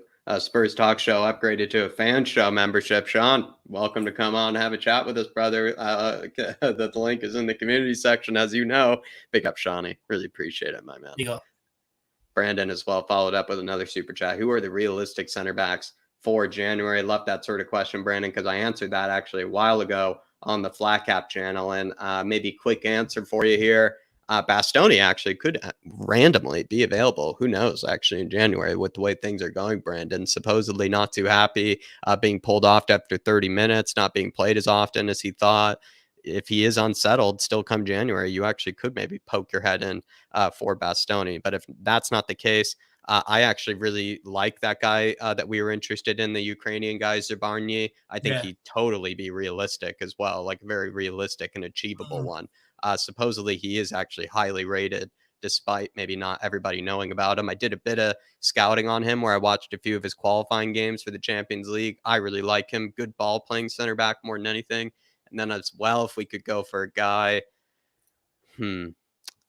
makes you think, but I would like to maybe go for someone like, if we could, it sounds ridiculous, Dave, but maybe like a Max Kilman or something as well. Like I think in the Premier League, if we wanted to fix the homegrown kind of issue, but if we don't want to fix the homegrown issue, then I'd go for as well Edmund Tapsoba or Ndika from the Bundesliga. I'd look at the Bundesliga because there are a lot of good ball playing center backs in the Bundesliga, Brandon. And what Dave really wants is those ball playing center backs, and I would say there's a plethora of them actually secretly in the Bundesliga. I just think nowadays you have to be a good on the ball and good at defending. And it's the way football's going. Even whether you play fullbacks, wingbacks, before you used to get on the ball, if you were pressed, you'd knock it forward. Now you have to try and retain possession. So it's absolutely crucial that they're comfortable on the ball when we bring them in here. I think Max Kilman is a great shout to compete with Romero on the right side of a tree. I would still like to bring in Bastoni here. For me as well. But yeah, I think Bastoni for me is the one I want. I want him to come in here. I really like what I see from the guy going forward. I think Langley is brilliant on the ball in terms of passing range, but Bastoni can run with the ball. Bastoni can make things happen on the ball as well. So for me, I would say I'm still on the Bastoni one for me. He says Lewis Dunk in terms of go on. In terms of homegrown, he's saying Lewis Dunk very underrated in his opinion, the guy over at Brighton. Yeah, I don't know. What I would say is, why hasn't he been brought out of Brighton yet then? Yeah, to be fair. I like Webster as well, actually. I think Webster is also actually quite good. I think one of them should be included in the English national team, or at least for the England call-up, if you ask me. But we're going to get on to our next guest, everybody. I believe it's supposed to be Mr. Freeman, and then it's supposed to be KPV after that. Or it's actually no, KPV first. I'm totally wrong, everybody. It's KPV first. There you go. Kyle Kulisevsky, Vineyard. I do apologize, Kyle. Let the dogs out on me if pick up, Kyle. Good to see you. Big up, boy. Keeping well, lad. Keeping well. Are you hungover after your birthday during the week? Yeah, but I'm gonna get something straight to the point. Ben got lucky on FIFA. He cheated, as he always does. Ben from your Tottenham TV, you cheat as you always do. We're spinning to have a game today. Yeah, Ben. Did you? No, Ben cheated as he always does. He played me twice and he cheated on my birthday. So I think I want Sim. I want to play Sim because I've not played him yet. So trust me when I say this, Kyle. Sim is the better of the two. I always beat Ben. I don't beat Sim, so you don't want to play Sim. Yeah, so we're gonna have our game when FIFA 23 comes out, Dave, because we haven't had our match yet. So. But yeah, I'll get straight on it. As soon as I get the new FIFA, my man, I'll be straight on it and I'll give you. What I'll do is, Kyle, I'll use you as a nice warm up before I go in and start playing Ultimate Team. How's that? Yeah, sure. I've got Ultimate Team as well. So yeah, like no one hasn't seen my team on this game yet because they don't know who I've got. But yeah, that game comes out next Friday. Actually, it comes out next Friday. Yeah. You gonna hide your team from Dave, Kyle? You're gonna make it a secret? Maybe give him a bit of a surprise? Like, he hasn't seen my team on FIFA 22 because he doesn't know which England centre back I've got in my ultimate team. Probably and I think Eric Dyer, yeah, but people don't know who the other English centre back is. It doesn't matter. It doesn't matter, Kyle. You could have a team full of legends and I'd still beat you. It doesn't matter what you say. But Kyle, let's get on to some of the news here today, buddy. Let's get on to some of the news, my man. Get me too excited about FIFA. Jack, what news do we want to go with? We'll go with the Harry. I don't know, Jack, you pick whatever news bit you want to go with, man. Ali Gold, our beloved Ali Gold, Kyle, did a bit of digging, found out that Spurs actually have that option to extend the contract. So we don't even have to agree anything with Conte, Kyle. Spurs can just extend the contract. Does that give you a bit of relief? Yeah, that gives me a bit of relief for us to go on and go the entire season unbeaten. Can we do that? Of course we can. Those lot already done that, and their game, unfortunately, they lost. But yeah, let's go the entire season unbeaten, because I'd love nothing more than to wind those lot up. Yeah. Definitely. Yeah, Will we be? I'd Where love will we to be be come January, Kyle? Can we be still in third? Can we be in second, or can we be still pushing for the top come January? pushing for the top in January, I think, because yeah, I want to be top. I believe we were top. What, after the Southampton game we won, we were top, and then those lot took over. Yeah. Yeah, so yeah, pushing for the top would be nice. Yeah, I want to push for the top first, and Love yeah, I want to finish top, not second or third or fourth, top. Yeah. Definitely. Yeah, yeah, And then also, Kane to Bayern rumors are back again, Kyle. I mean, yet again, they can't keep us out of our mouth, no, can they they? And couldn't keep us they're just, out of there. No, I feel like they're trying to annoy you and Philip Brady, KPV. they're really starting to piss me off, man. Like, they can go for somebody else. They lost Robert Lewandowski, as Muller calls him. Robert Lewandowski. Yeah, and they've got Sadio Mane from Liverpool. Like, can't they just go after somebody else? I don't know, like Benzema or somebody. Benzema can score Are 50. they a bit jealous as that way, Kyle? Like, are all these teams a bit jealous of what we have in terms of attackers at Spurs? They just want Yeah, I all of our, think. they want Yeah, all of our prizes, all of our prized possessions. yeah, I think they're just jealous because we have the best attacking front three. Bayern don't, because as I True. said, they let Robert Lewandowski go. We have the best front three. Like, yeah. So Bayern, just keep our name out of your mouth and go for somebody else. You ain't getting Harry Clase. You ain't getting him. Go for someone else who you think can be better. Go for Mbappe, but not Harry Clase. He's not going anywhere. They're being a bit rude over there, if you ask me. And I don't know, Dave. I mean, it's that guy, Salihamidzic. He's continuing to just praise Kane and just say, yeah, oh, well, we'd consider it. He's a great player and all these things. And we've heard Paratici and Conte in the past kind of say, we don't speak about other players out of respect for the club, out of respect for the other manager. We don't like to talk about transfers that haven't happened yet, et cetera, et cetera. And feels like Bayern, honestly, are kind of doing the opposite over there. They're kind of just flirting with Kane openly over mics and whatnot. And it's, again, a bit kind of disgusting at this stage. A bit disrespectful. It's getting embarrassing, Jack. I'm expecting Harry Kane to open a box of lingerie this week with "From Your Secret Admirer" and 3 X's at the bottom. You know, it's absolutely it's embarrassing what they're doing. Even I haven't took my love for Harry Kane that far. Like, when you see someone start outdoing me on the Kane stuff, it really is taking it to the next level. It's too far. You know, Harry Kane doesn't like that anyway. He doesn't like being pursued like that. He told me already. So he just said, Dave, look, but I like a bit of a bit of a chase. So Bayern are doing it all wrong, Jack. They should have came to me for the tactics. Yeah, if they want Harry Kane flirting technique, they got to go to Dave. Yeah, and the disrespect he got off a football yesterday is completely unacceptable. Most goals in a North London derby. That's right, Kyle. Yeah, most goals in a North London derby.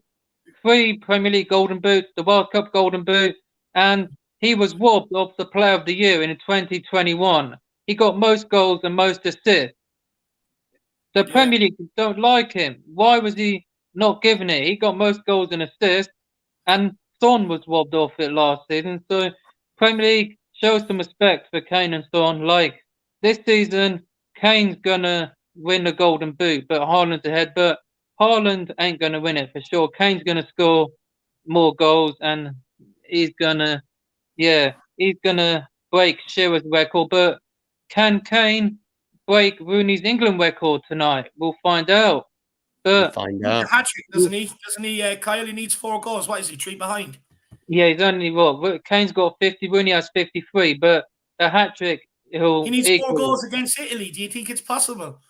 Well, yeah, you saw what under 21's done against Italy on their perch in Italy. Can we do? See what England done against Hungary?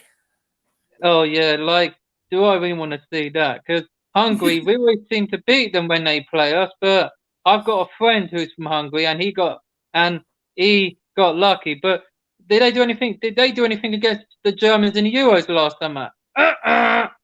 They only drew, and they still didn't go to the next round. But like, yeah, if he can score at least 2 today and then 1 on Monday, then or 2 today and then 2 on Monday, then he's an all-time goal scorer for England. But Spot on. like, yeah, but yeah, Irish Kane's Twitter. going to win the Golden Boot still in the Premier League because that'll be 4. Thierry Henry's won 4, that devil. But if Kane can win it this time, it'll be 4 as well.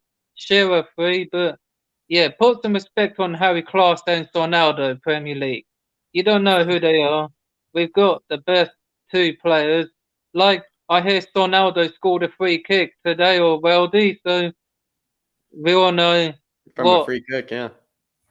So the set piece coach for us has to take Kane off them and let Ronaldo take him. Like, Son's the best. So yeah, I can't wait for the North London derby. I just want to go there and smack them, as I said. I can't stand those lot. They think they're better than us. What is No, it you hate you most won't. about Arsenal, Kyle? Why do you hate them? Because I just can't stand them, man. Like, they think they rule North London. They're from South London. It's where they're from. Yeah. I've been watching the video about. I hate everything about the North London derby days, and I think his name Theo Delaney who has a podcast. They're not from North London. They're from South London, and yeah, he's right. He wasn't wrong. Like, they're from South London because they, as I said, they came to our place, North London. They're The from Woolwich South London. Wanderers, as Amir likes to call them, the Woolwich Wanderers. Yeah, the Woolwich Wanderers. That's what they are. So, yeah. So let's just go to their place and smash them. Then in the new Definitely. year, we're gonna beat them at our place because they can't beat us. We're better than them. Absolutely. We've got better players, and Ford Arteta just isn't that best manager. What's he done? Ain't won the league yet. So has he won the league title? Conte can end it. Conte can end our drought because they just keep winding us up. Like, no trophies. Have you won a European trophy? Nope. We were the first team to do it. Like, it's our time. You've had yours. This is our time. I want the Premier League and the Champions League. The 2 big trophies. That would make me more happy. Definitely. And Well, then they can. Last question, Kyle. Yes, Who's my man. letting the dogs out against the Gooners? Who's letting them out? Benji did. Benji Oh. did. Simeon did. We are Tottenham TV did. And Brian Daigle did. So I can't wait to see Brian Daigle on the Late Late Show tonight. So Big up. gonna have fun talking about Spurs stuff before the big game. And yeah, so everyone make sure to tune in tonight. Better be watching. So, and as always, Benji let the dogs out. Yeah, Kyle, come on. Big up, Kyle. Big up. Big up, my brother. man. Absolute legend. Come on, you Bearing Spurs bad dog. news towards Arsenal fans. Absolutely love it. Big up, Kyle. His famous catchphrase. I was expecting him to end on it, the bad news catchphrase, but big up, KPV. What an absolute legend. But look, we'll keep moving. We've got this guy on next. It's Ollie. How you keeping, my man? How you doing, Dave? How you doing, Jack? You all right? Good to see you again, Ollie. 2 in a row this week. I'm blessed. It's good to have you. Yeah, bit of free time for once. Good man. You deserve it, my man. You're always on the go. You keep Ireland running, so you do, so big yourself up, Yeah. my man. But Nice day off today. What do you want to talk about today? Anything in the news that's triggered you or anything like that? Well, I don't believe in the Bayern rumours anyway. I can't see him going out to that Farmers League. That's all it is. Farmers You're League. upset Jack here. Jack's huge fan of Bundesliga. Yeah, I'll upset him even more. My brother was at a Union Berlin game there last week, and he said it was great. He was at the Union Berlin Royal Antwerp game, but they lost. But they lost in That's that. That's a hipster's choice. Yeah, he was over there for about a month, staying at his mate's. So he went to a game. But yeah, he says it's a club on the up. Unfortunately. Yeah. But no, I can't see Kane going out there. You see Harry Kane going out there, considering everyone talks about breaking Shearer's record in terms of goals. Do you see him really heading out there and giving up that record, considering he probably has more chance of breaking it than anybody else? Yeah, no, I always thought if he was ever going to leave Spurs, it'd be Real Madrid. Like I could only ever see him going to Real Madrid, and that's it. Nowhere else. I always was worried that if Real Madrid came calling, he'd probably go. But apart from that, I think he stay in the Premier League and try and break the record. City is dead, isn't it now? Liverpool never pay that type of money for him, and he'll never go to Chelsea. So I think I'm going to take a guess. I think he'll stay at Spurs for the rest of, maybe the best years of his career, or Real Madrid might come calling once Benzema leaves.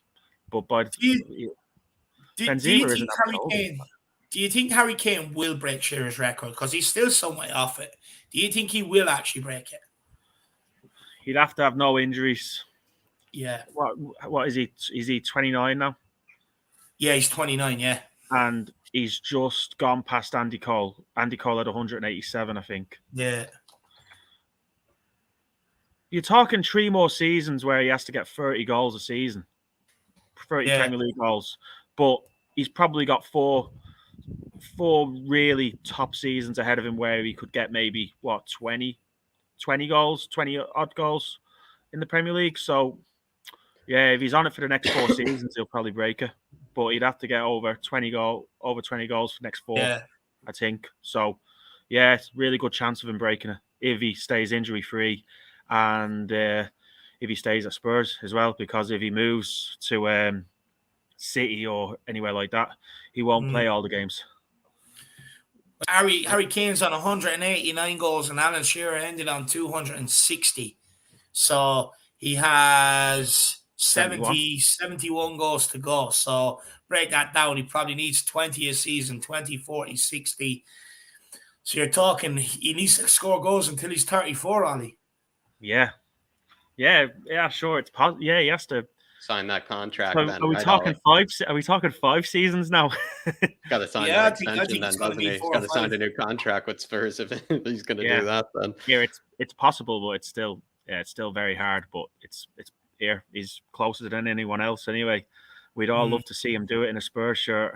And I agree with you though, Ollie, about the Bayern thing as well. As much as I love watching a bit of the Bundesliga. I just don't know if it really makes sense for Kane to go to a league like that. Anyways, it's not as much of a, I don't know, Bayern are seen as the FC Hollywood, but it's not even as much of the glamour as the Real Madrid has, or even maybe some of the clubs in Italy has. The Bundesliga is more of the kind of everyday sort of kind of person's kind of league where they all kind of take shots at each other, and it's a bit up and down. It's not really something I think Harry Kane would probably even, especially right now. Bayern are losing to Union Berlin and Augsburg, in games like that. So I don't know if you would enjoy that too much. And as well, it sort of seems to me, he wants all the records to be broken. He wants to break these individual accolades. And if he were to go to a team like Bayern, I think that would mean or signify him giving up on those records, and also him giving up on trophies in England, because the only way that I think he leaves England is if he doesn't see the possibility of any more records or trophies being won there. Yeah, I completely agree with that. I don't watch German football. When I said it was a farmers league, it was a bit of a joke. I know, there's no one in the chat. Imagine the people over there who go to the games every week. Love it. Good facilities, great crowds. I went to, I tell you what, their fans are unreal. I went to St. Pat's against Hanover there. It was about 10 years ago, 11 years ago, and their fans in Tallaght Stadium, oh my God, they rocked the place cheap out. Tickets too, I bet. Unbelievable. So I say the league is great for everybody who is not buying when they're all competing with each other and the fans going to the games. But in terms of Harry Kane going to Bayern, it's just not a luxury league. It's not a luxury league. I think that's what I agree with you by any means. I'm not sure if that's right for Harry Kane. And also, I think the pace of it even is not even right for him. I'd actually rather him go to a La Liga where I think he'd thrive. But perhaps we take this one here. Jeff Viteri, assigned by Paratici to scout young talent. I actually really like this, Ollie, because Paratici bringing in all these guys that he's sort of delegating roles and jobs to in the club. I think, to me, I said this before when I was opening things up on this show, that it highlights actually all the things that Hitchin was supposedly in charge of in the past. The fact that Paratici's made now 3 or 4 signings for people kind of underneath him to do jobs in various departments, sort of suggests that Spurs maybe had, I don't know, a bit too much over their head, or like they maybe were doing, it was a bit too much for the likes of Hitchin. And it seemed like he put it all on himself, because Hitchin supposedly was in charge of all these jobs that Paratici has hired people for. And I don't know, it just kind of, if you ask me, it kind of worries me that in the past, I guess he was in charge of all this. And it's nice to see that Paratici is making sort of hirings in these positions. But not only that, there's a clear vision that we're trying to start getting our hands on these younger players and starting competing to try and get the best in here where we can, so that in future you save money on transfers, because the whole idea is hopefully you can push through a few players and it saves you spending that 70-80 million on that play, on that position in the future. But and the reason why I say that, even look at the link up that we've done there the other day, was with what is it, FC Malaga, some world-renowned youth academy for players that aren't in academies, and they're supposed to be the best of the best. So it does seem like there's a clear emphasis on youth recruitment, Holly. Yeah, it's great. I actually listened to the Alistair Gold video where he kind of updated everybody on the what Paratici was doing. Like, I was shocked actually when I found out like Hitchin was doing all these jobs where he brought in Greta Steinberg, is it? Greta Steinberg, Yes. Simon Greta Davies. Steinberg and Schofield. They're the two who are doing Hitchin's job, and then then they were bringing in Simon Davis to be the head of methodology in the academy. Brilliant. You know, all these different roles, and then he went into some of the scouts. Is that the guy who was down there, Viter? Is he the guy who was at Birmingham City, or am I getting it? Yeah, he was at confused? Birmingham City. He might have been at Villa, I believe, as well. Real Madrid. He's kind of been everywhere in various roles as well. Charlton as well, I believe I read somewhere. Yeah. It was interesting though listening to him about it, because he was saying that even when Mourinho was there, like, we had really good young talent in like under 19s, under 18s, but they were saying that there's no one in the middle between that and the first team where the first team could call upon, and apparently that is why they're doing all this, to try and bridge that gap so that the first team can call upon these players in the 23s or whatever to come in. And it was a good listen actually. Yeah, it's good that he's brought that up. That's really good insight there. Is it nice, just a quick follow-up, is it nice to see though that Paratici, I mean, of course we want him to focus on transfers and bring in new players, but is it nice to see that he spotted this maybe inside the club and he's decided to revamp things? Like, he's torn everything down and is sort of building it anew, or I don't even know if he's tearing it down. He's sort of just realizing that there are these big gaps in this club where there needs to be maybe a bit more structure. It's nice to see.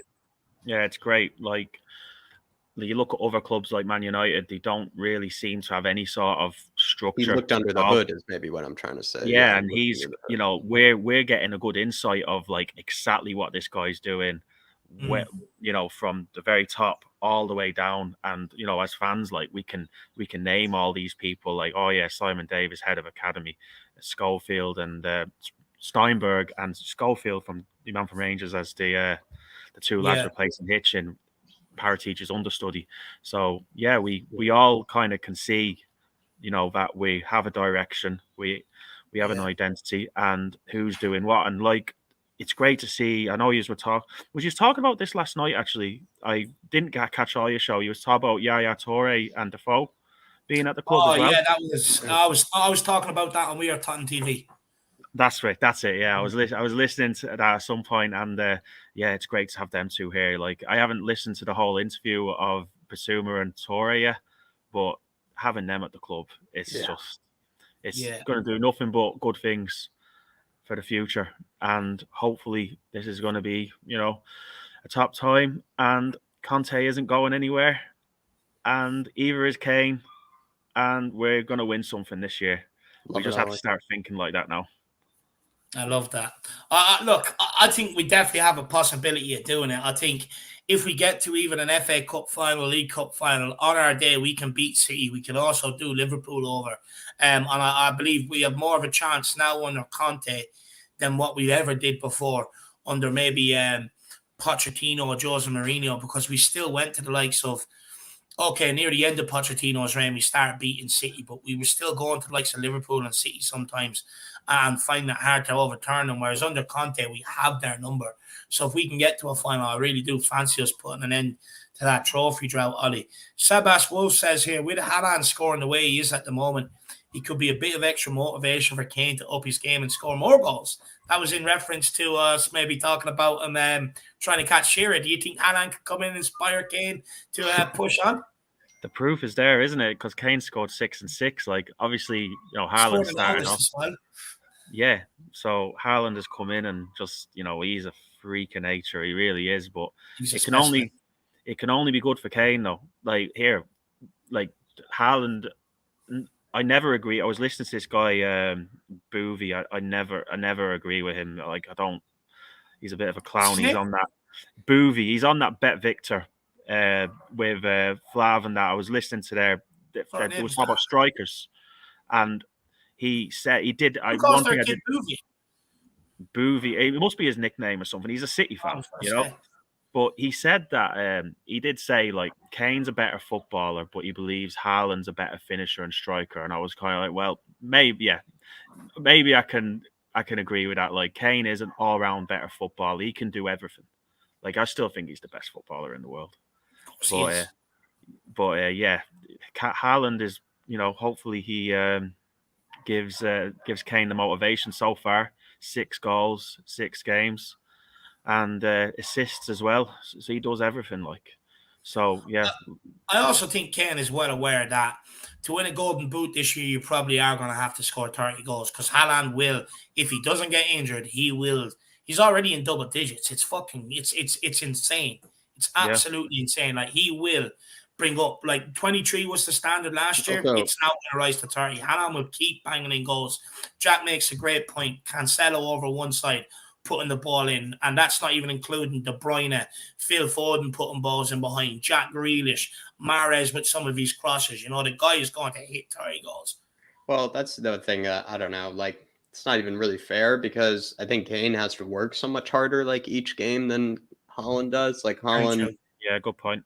Haaland just gets to sit in the box, have 8 touches, and score 3 goals, and like never really have to defend, never really have to be without the ball very much or anything. Like he doesn't have to link up play or drop deep and like get us out of pressure like Harry Kane does. He doesn't have to do nearly as much of the work for the team as I would say Kane does. Like Kane is at the end of the day still does a lot of work for the team despite the goal scoring and whatnot. Whereas like Haaland is just basically hired mercenary for like that team. And I think that's a lot easier if you ask me. He's doing an exceptional job at it as a world-class mercenary would, but that goal like it's not to me, it's almost boring what Haaland is doing in comparison because it really is just an entirely different role to what Harry Kane is being asked to do, I would say.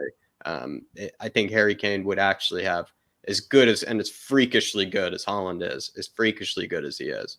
I think Harry Kane would have similar numbers right now because he'd be asked to be doing the exact same thing, just score goals and finish the tap-ins and be there to get us out of pressure. And I think you'd be doing the exact same thing. I wouldn't swap Kane for Haaland. If Harry got Kane now and said, "Here, you can take Haaland," especially a team like ours. I mean, look, a good example would be like as good as Haaland was at Dortmund, he wasn't exactly doing everything at Dortmund. He still required the ball to be played in. He still required the service. He still required a lot of things in order to be the player that he is. Like if Kane went into that Dortmund team right now, they would be absolutely incredible. Like the way that he would fix so many issues for them right away. Whereas like, I think Kane doesn't exactly need anything from anybody. He really what Kane needs is a son. He needs somebody that he can maybe play passes into, but that's not, I don't know. You can find a lot of nowhere near as good as Son, but you can find a lot of players that can play that sort of role. But I don't know. I think Kane is so special in his own right. As good as freakishly good as Haaland is, I think Kane is so special. Hopefully it's just good for Kane. Like hopefully he just keeps Kane on his toes and Kane just keeps him doing what he's doing. And here, like,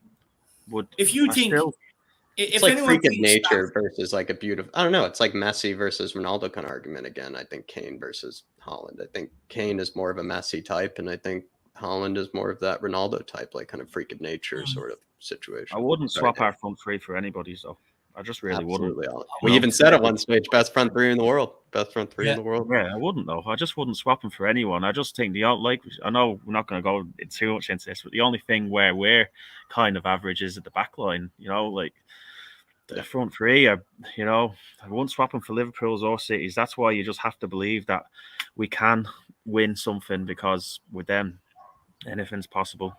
Love that, Ollie. Do you know what, Ollie? I thought I was having a day off talking about the back line today. There is me thinking, nice one, day off. And now I'm not even going to get into them today, but big upset. Big upset. He also said not only the golden boot, if Haaland plays for City for many years, he could get the record Kane been pushing for so long. That's true, Sebas. Yeah, it's true. With how young he is, too, Sebas, it's true. With how young he is, I don't know. Scary thoughts, Sebas. Very scary. But Ollie, any other topics, any other kind of final things you want to speak about this morning or this afternoon? I actually was hoping you might know a little bit more. I was watching the game. Perisic went off injured, and I was a bit worried about it. Supposedly not a big deal. Was it a knock? Yeah. Supposedly just a regular Højbjerg tackle that maybe leaves a bit of a bruise or something. But I guess I think might have been not Daniel Larson, who I see in the chat, but somebody might have even been Wolves F1 who said wasn't a big deal, wasn't that serious. I really don't want him to be out for that North London derby. I want him in there. Are you still worried right now? Because it's something that Spurs have continued to never be lucky or ever get a break with, are these international breaks. We always come with some sort of bad news. I know, yeah. I'm just trying to get through it. I'm going to watch the Ireland under 21s are on later, and then England are on as well. Yeah. I want to see it. Is Josh Keeley going to play in that? I'm not sure. I know Aaron Conley's in the squad. No, he probably won't. Yeah. Although we will get to watch Parrott at the weekend or on Tuesday. Exactly. I can't wait till Tuesday. I'm looking forward to Saturday as well. Hopefully you get a win against Scotland as well. And I'll just enjoy the games what are coming in, and then hopefully come Tuesday, Wednesday, we'll be injury free, fingers crossed. And looking forward to the Ireland games now. And I actually enjoyed that Croatia-Denmark game last night. It was actually a very good game. Guy from Rennes came on, scored straight after Eriksson scored that cracker. He came on, first touch of the game. Eriksson scored a cracker, and then Rennes. He plays for Rennes. I can't remember his name. Meyer, I bet his name is. Yeah, that's the one. Came on, scored straight away. Yeah, it was good. He's a good player. I think we should look at too. Actually, creative midfielder. If anything, that is sort of the perfect creative midfielder we could go for. That yeah, I know. He looked okay. Well, he did all right when he come on and scored anyway. I watched Gvardiol. Yeah, he looks a decent player, very good player as well. So first time I've probably paid attention to him, watching, because I wouldn't watch German football, wouldn't know much about it. But just going to get through this international break now, and hopefully next week we'll go to the Emirates and get our first win there after 12 years. It's been too long. Definitely. Yeah. It has been. It's been way too long, lad. Way too long. But look, it'd be nice for Ireland under 21s tonight to win a playoff and get to the Euros, wouldn't it? Yeah, it would. Yeah, Israel, big game. So hopefully they get the points. It'd be nice to qualify. And I'm looking forward to that game. I'm gonna watch it. I'll watch the under 21s over the England games. I have a feeling that might be a bit boring. The England-Italy game. Italy will win that, I think. I think Italy will win that. It'd be interesting, though. I think it'd be good for England need to sort of pick up results because they haven't started the Nations League group too well at all. So they need to pick up the results heading into the World Cup, get some confidence throughout the side. But look, plenty more football to come. But Ollie, we'll speak to you next Monday. We'll speak to you Monday in the build-up to the North London Derby week. That's it, lads, and have a great weekend. Same to you, my man. Enjoy the under 21s tonight and Ireland senior team tomorrow.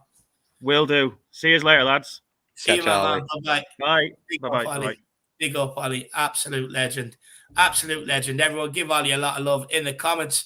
But look, we're down to the last guest of the afternoon, and then we will be ending off because I need to go and get prepared for that under 21 Ireland game. Can't wait for it. First time ever we have a chance of an underage team reaching a Euros or a major competition. So I'm buzzing. But look, let's get Shawnee on. How you keeping, Hey, brother? John. All right, guys, how you doing? All Good. good. Yeah, I'm all right. I'm all right. A bit confused.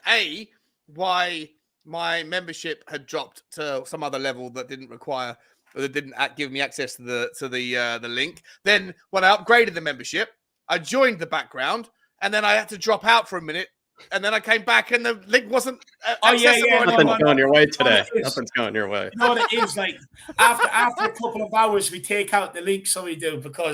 Fair enough. Okay, that makes sense. That makes sense. Okay. No, after a couple of hours, we take out the link because otherwise we'll be here for 10 hours if we had the opportunity. But look, Shawnee, what do you want to talk about today, my man?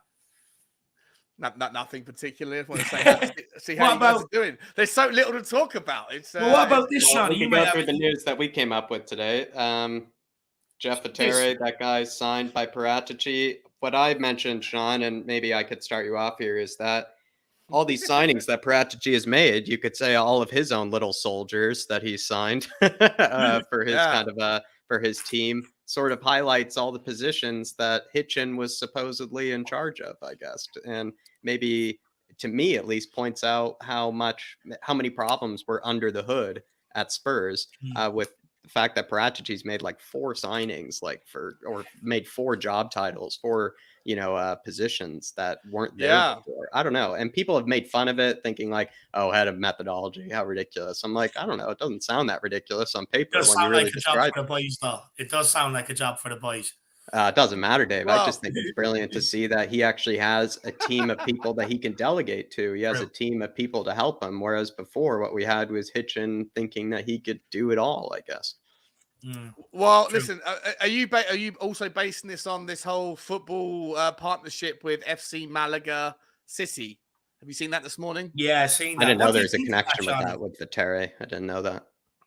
I don't know if it's connected to Viteri, but I just saw it this morning that we've got this new this new little program with some listen, it's a nice place to go. Malaga is where most people in the UK who like to go and get a little bit of sun and still like to hang around with English people or Irish people or basically English speaking people and get absolutely belted on a weekend with a golf trip or whatever. They go to Malaga. So it sounds like a nice little connection. It makes a lot of sense to me. However, what I would say is, look, it sounds on paper that it's fantastic to see Paratici, he's doing everything, right? Like he's not just, he's clearly like, there's often been the framework where like, what is it these guys do between the months of September and December, and they come in January, they work really hard for a month and they sod off again from February until June. It's like basically like a 4-month-a-year job.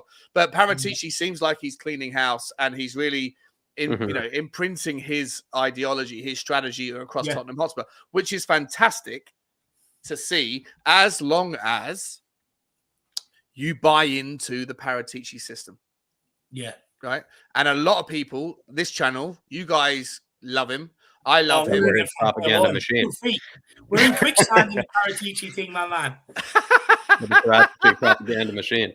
Yeah, like we're all into it, right? Like we see the wood for the trees and think, there's been a couple of maybe missteps or at least things that haven't worked out in the short term with Galini and maybe Brian Hill. You could maybe argue Emerson, but there's lots of other things that you could look at that have affected the first team that have worked out really well. But for a lot of other people in the community, they don't want to call Paratici a Don. They want to call him a con.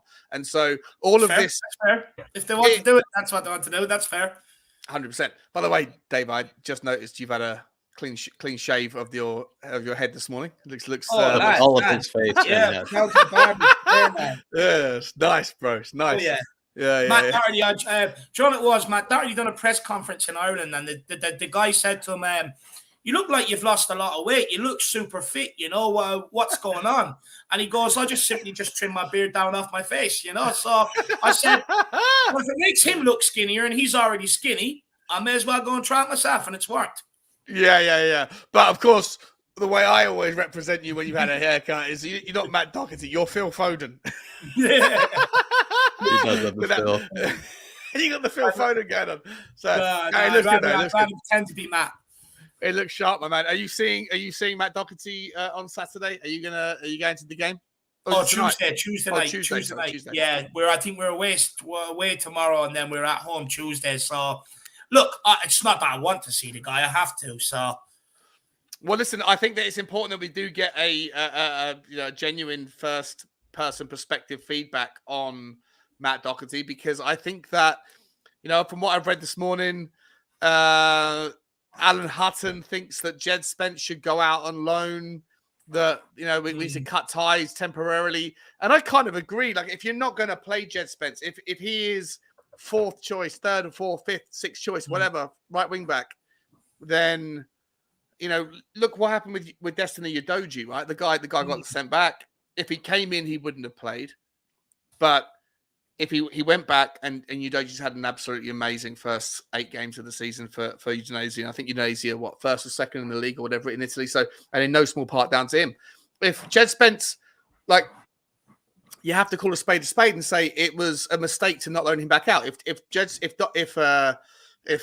Conte didn't have him in his plans, then send the guy back to Forest. Let him get some Premier League football, and maybe that should happen in January. But my point is that is the crucial factor in deciding what happens to Jed Spence is likely determined by how relatively solid the version of Matt Doherty is that comes back from injury, and we really haven't seen that yet. So I'm intrigued to hear what you say on Tuesday night, my man. Oh, don't worry. I'll keep an eye on him. I'll let people know how he is. But Sean, interesting that you mentioned about Jed Spence going out on loan. I read an article there last week, and I can't remember. It was some former ex-player saying that Tottenham didn't do enough to get their youngsters out on loan this season. And when I look at the squad, you think about it, you've still got Spence hanging around, Gill, Sarr. Then you go into the under-21s, right? Tanganga. Tanganga. Then you go into the under-21s. You've got Niall John, who's been out on loan before, also was part of preseason last season. Why is he still in the under-21s? Alfie Devine, Fagan Walcott. Harvey White. Harvey White, Jamie Bowden, Callum Cisse, who we've seen under Nuno in preseason. There's more there. Piscozzi, Charlie Sawyers. Have Tottenham done enough to get these youngsters out on loan and get them into first team football this season? Well, I don't know how many of those names, the latter half, the lesser known names that you just mentioned, I don't know how good they are, right? But what I can tell you is, well, Charlie Sawyers, we signed from a lower league team where he was actually playing first team football before we signed in the middle of last season. Correct, right? And we watched him in the Leicester. I think it was the Leicester. What was the under 21 game that we watched us play? Leicester. Yeah, it was. Yeah. For me, Dave, the gap between the under 21 team or whatever it is that we watched versus Premier League football is ridiculous. Yeah. The fact that there's they got rid of the reserve team, the fact that the whole reserve league got basically got disbanded, to me means that there's a place for people in the under 21s if they're 19, 18, 19 and they're good enough, they progress into it. But for anyone, and for those that are 21 that aren't really cutting the mustard, they stay in it. But for anybody that you look at and think, this guy's got a chance of breaking into our team, whether they're 19, 20, 21, 22, whatever it is, you don't put them, there's no point in putting Jed Spence in that setup. There's no point in putting Harvey White in there. If you think that they're good enough, you're not going to learn anything about Jed Spence or Harvey White or Piscozzi in the Tottenham second, in the second setup. You're not. It's just the gap is so big. You might as well send them out on loan. I said this all of last year, and I maintain it right now that anybody that we have that has potential to kick on should be out on loan. We learned the lesson with Harry Kane. It worked really well with him. It looks like it's working really well with the lad at Portsmouth. Yeah. With Dane Scarlett. It looks like it might work with the Irish fella as well. So, I just think that the under 21 team is so the gap that there's nothing you can learn about these players. So, Sean, interesting what you say there, because we done an interview with Mickey Hazard, and he spoke about the benefits of having that reserve team football where you're playing with men. Sometimes you're playing with players that are coming back from injuries. Yeah. The benefit of these guys as well, coming back from injuries, you can get up to speed before you're put back into the first team, etc., etc. Do you think they need to bring back reserve team football to close that gap from the under-21s to the Premier League? Well, they have it in every other in all the other leagues. They have the second teams, don't they? They have Real Madrid B team. They have Barcelona B. They have all that the other setup. I think in the other leagues. Look, I don't necessarily think you have to bring it back. But if it comes back, then you utilize it. If it doesn't come back, then you recognize the gap in what you have to access it within your own team.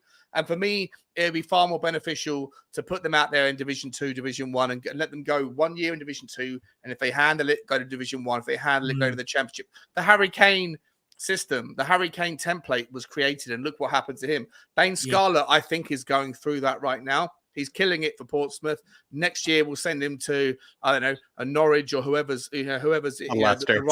A Leicester, maybe. Yeah, exactly, a Leicester. Yeah, the perfect team next year.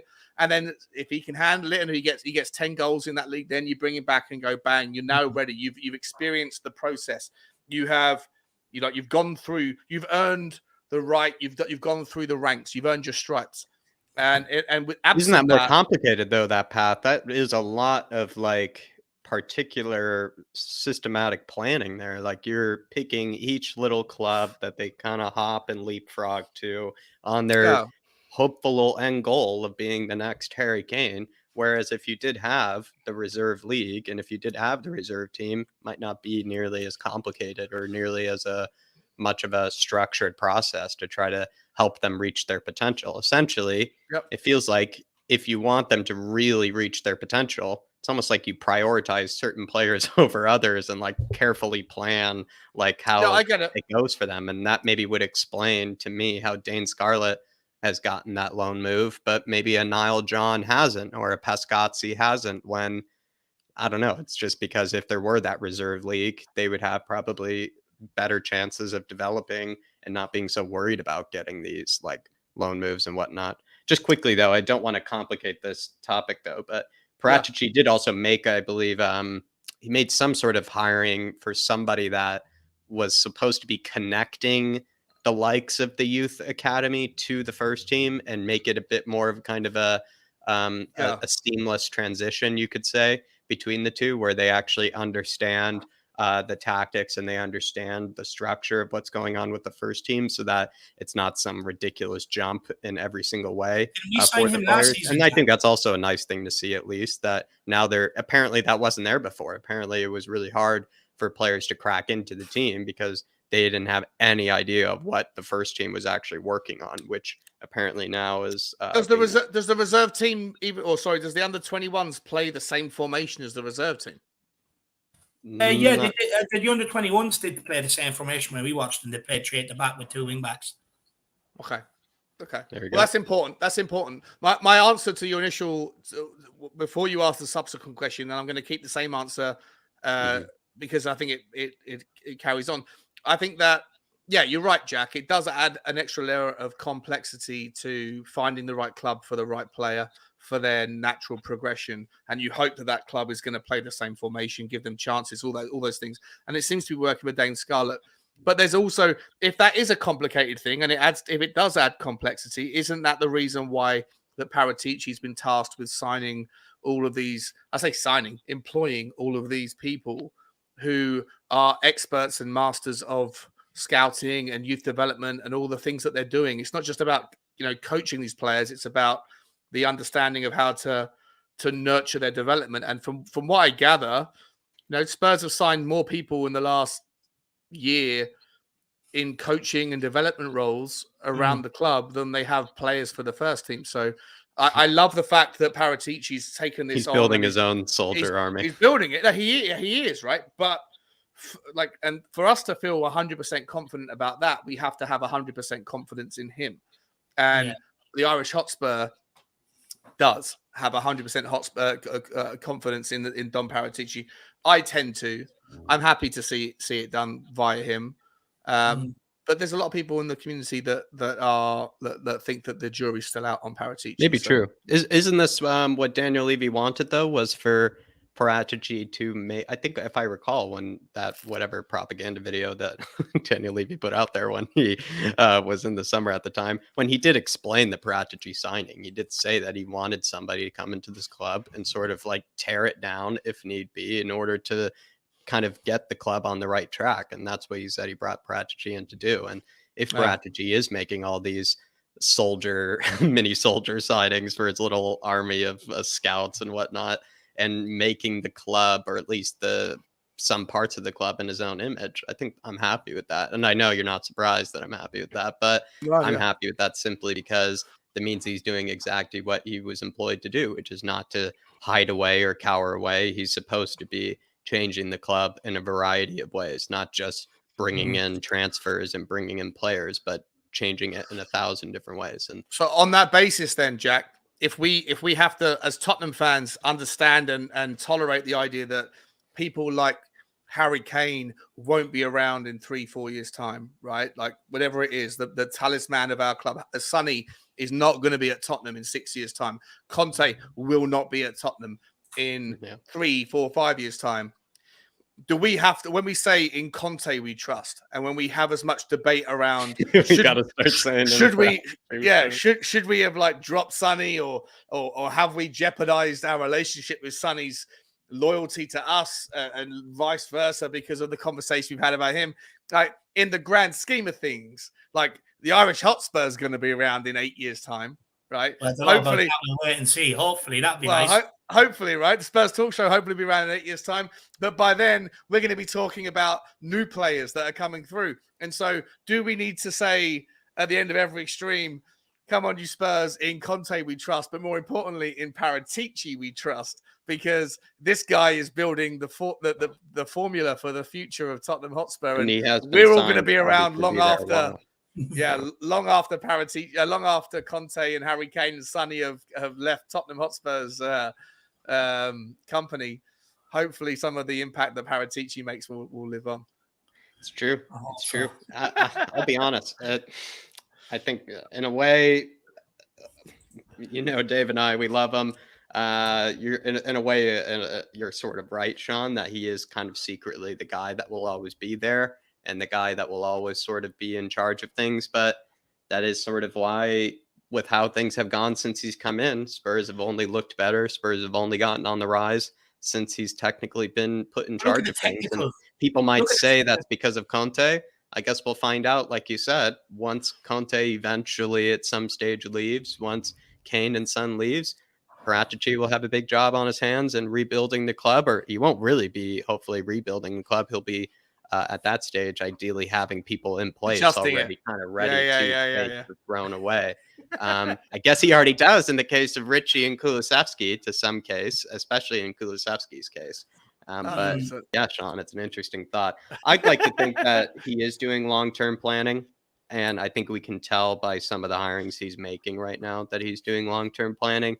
And I know not unfairly, but I know we always compare him back to Hitchin. But in the time period that he has been here, he has obviously made more changes to Spurs and has made more sort of like, I don't know, kind of big hallmark sort of kind of changes and kind of hirings and whatnot than Hitchin ever did in the time period that he was here. Well, you can tell the long-term plan is there though, because when you look at some of the players we've signed, Adoji, Spence, Brian Hill, people like that, some of the youngsters we've signed to get into the academy, the staff that the guys put in place to help aid the academy, and also identify a lot of the young talent from around Europe and get them in. Andy Skolden is supposed to be a specialist at that. Look at the way he will rebuild Rangers with players from academies and stuff like that. So for me, I definitely think the long-term plan is there, but also in the short term, I think Paratici has got it right as well in terms of the technical players that he's brought in here to replace players who just could not pass a ball to each other. I think he's done a brilliant job since he's been here. Look, I trust in Paratici. I said this a long time ago. I got absolutely ridiculed last January when I said, look, things are changing under Paratici. Signed quality over quantity. I can see what the plan is, this, that, and the other. But for me, look, people are well within their right to scrutinise Paratici if they want. We all got burnt by Steve Hitchin. But I think it's undoubtable that this guy's done a good job since he's been here. He took us from Europa Conference League back to Champions League. So for me, I think, in Paratici we trust. I think look, you don't have to trust him if you don't want to. But for me, I think I do trust him. I think he's shown me enough to put my faith behind him to trust him. And at the end of the day, he had a massive job here to do.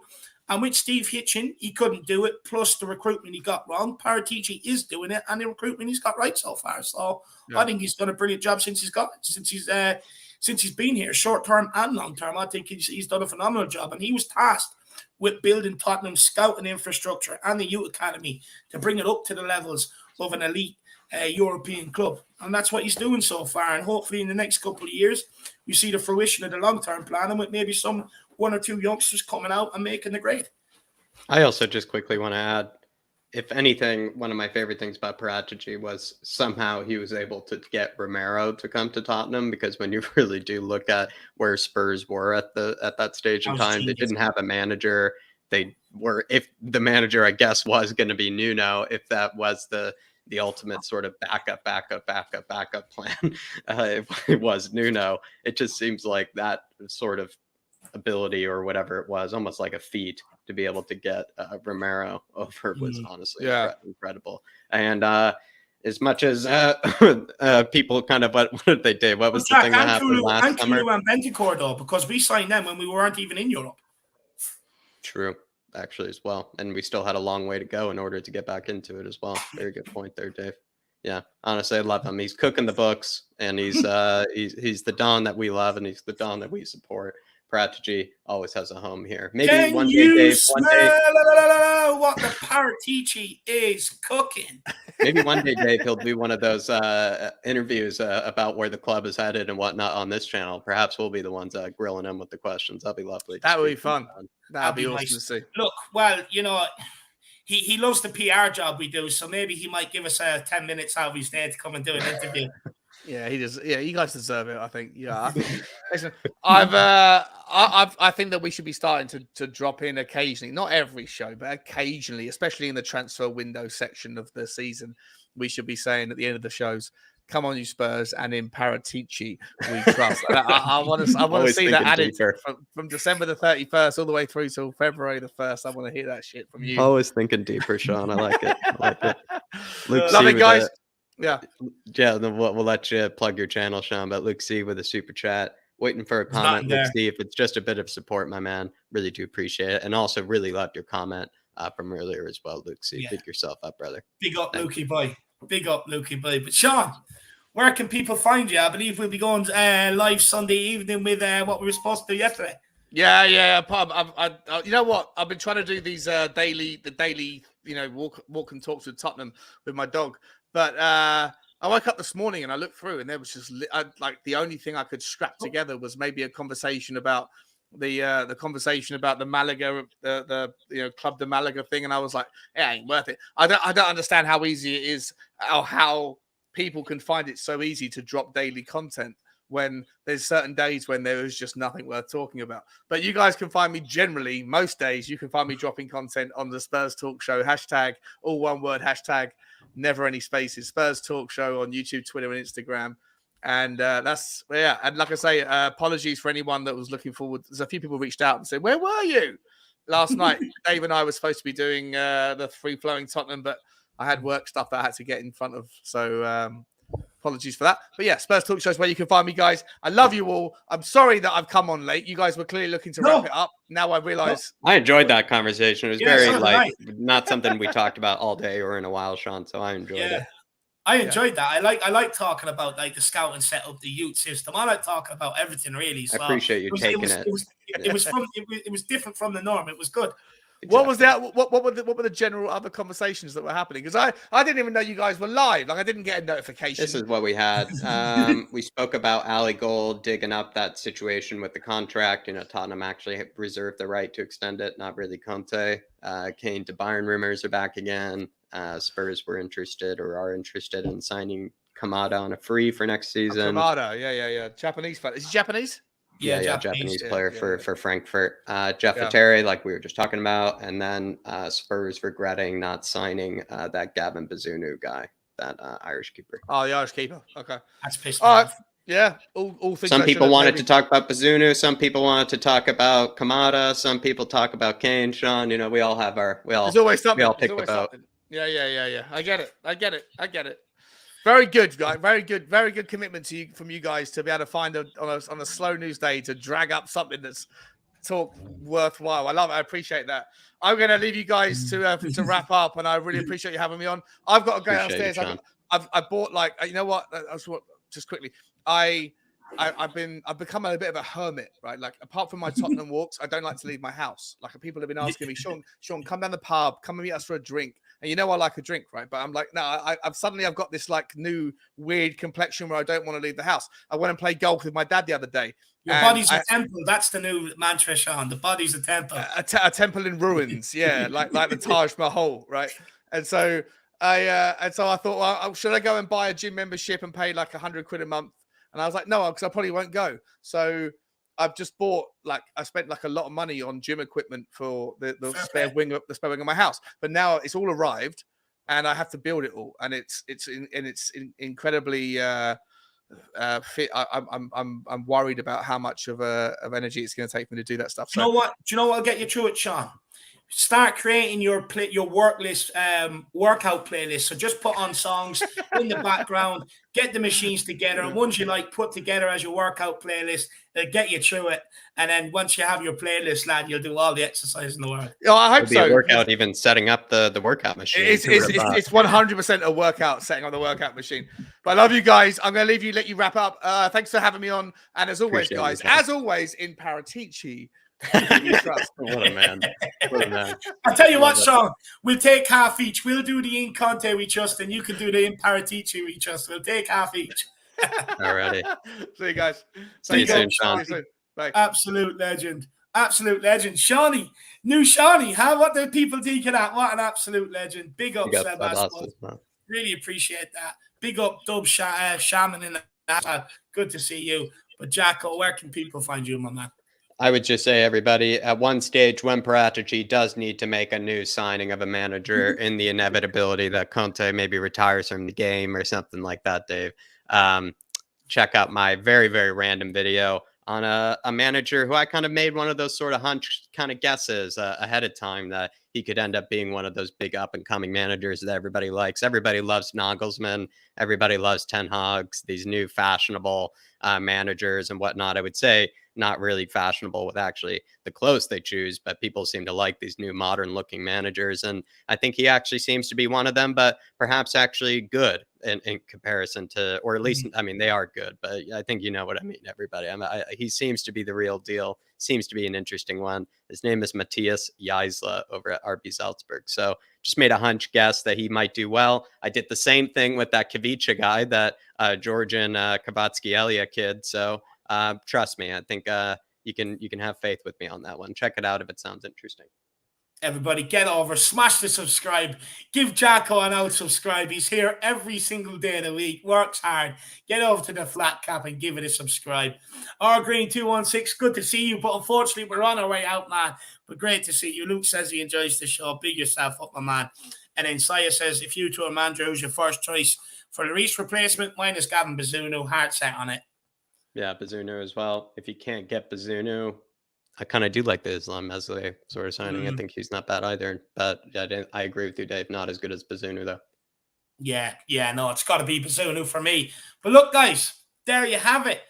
We'll see you all back here tomorrow. If you want to join me for the Republic of Ireland versus Scotland watch-along, if we can beat Scotland, it still gives us a chance of getting out the group. So tomorrow's game is crucial. So if you guys want to come and watch me on Troy Parrott, Matt Doherty, and potentially future Spurs player Bazunu, come and join me for the watch on, guys.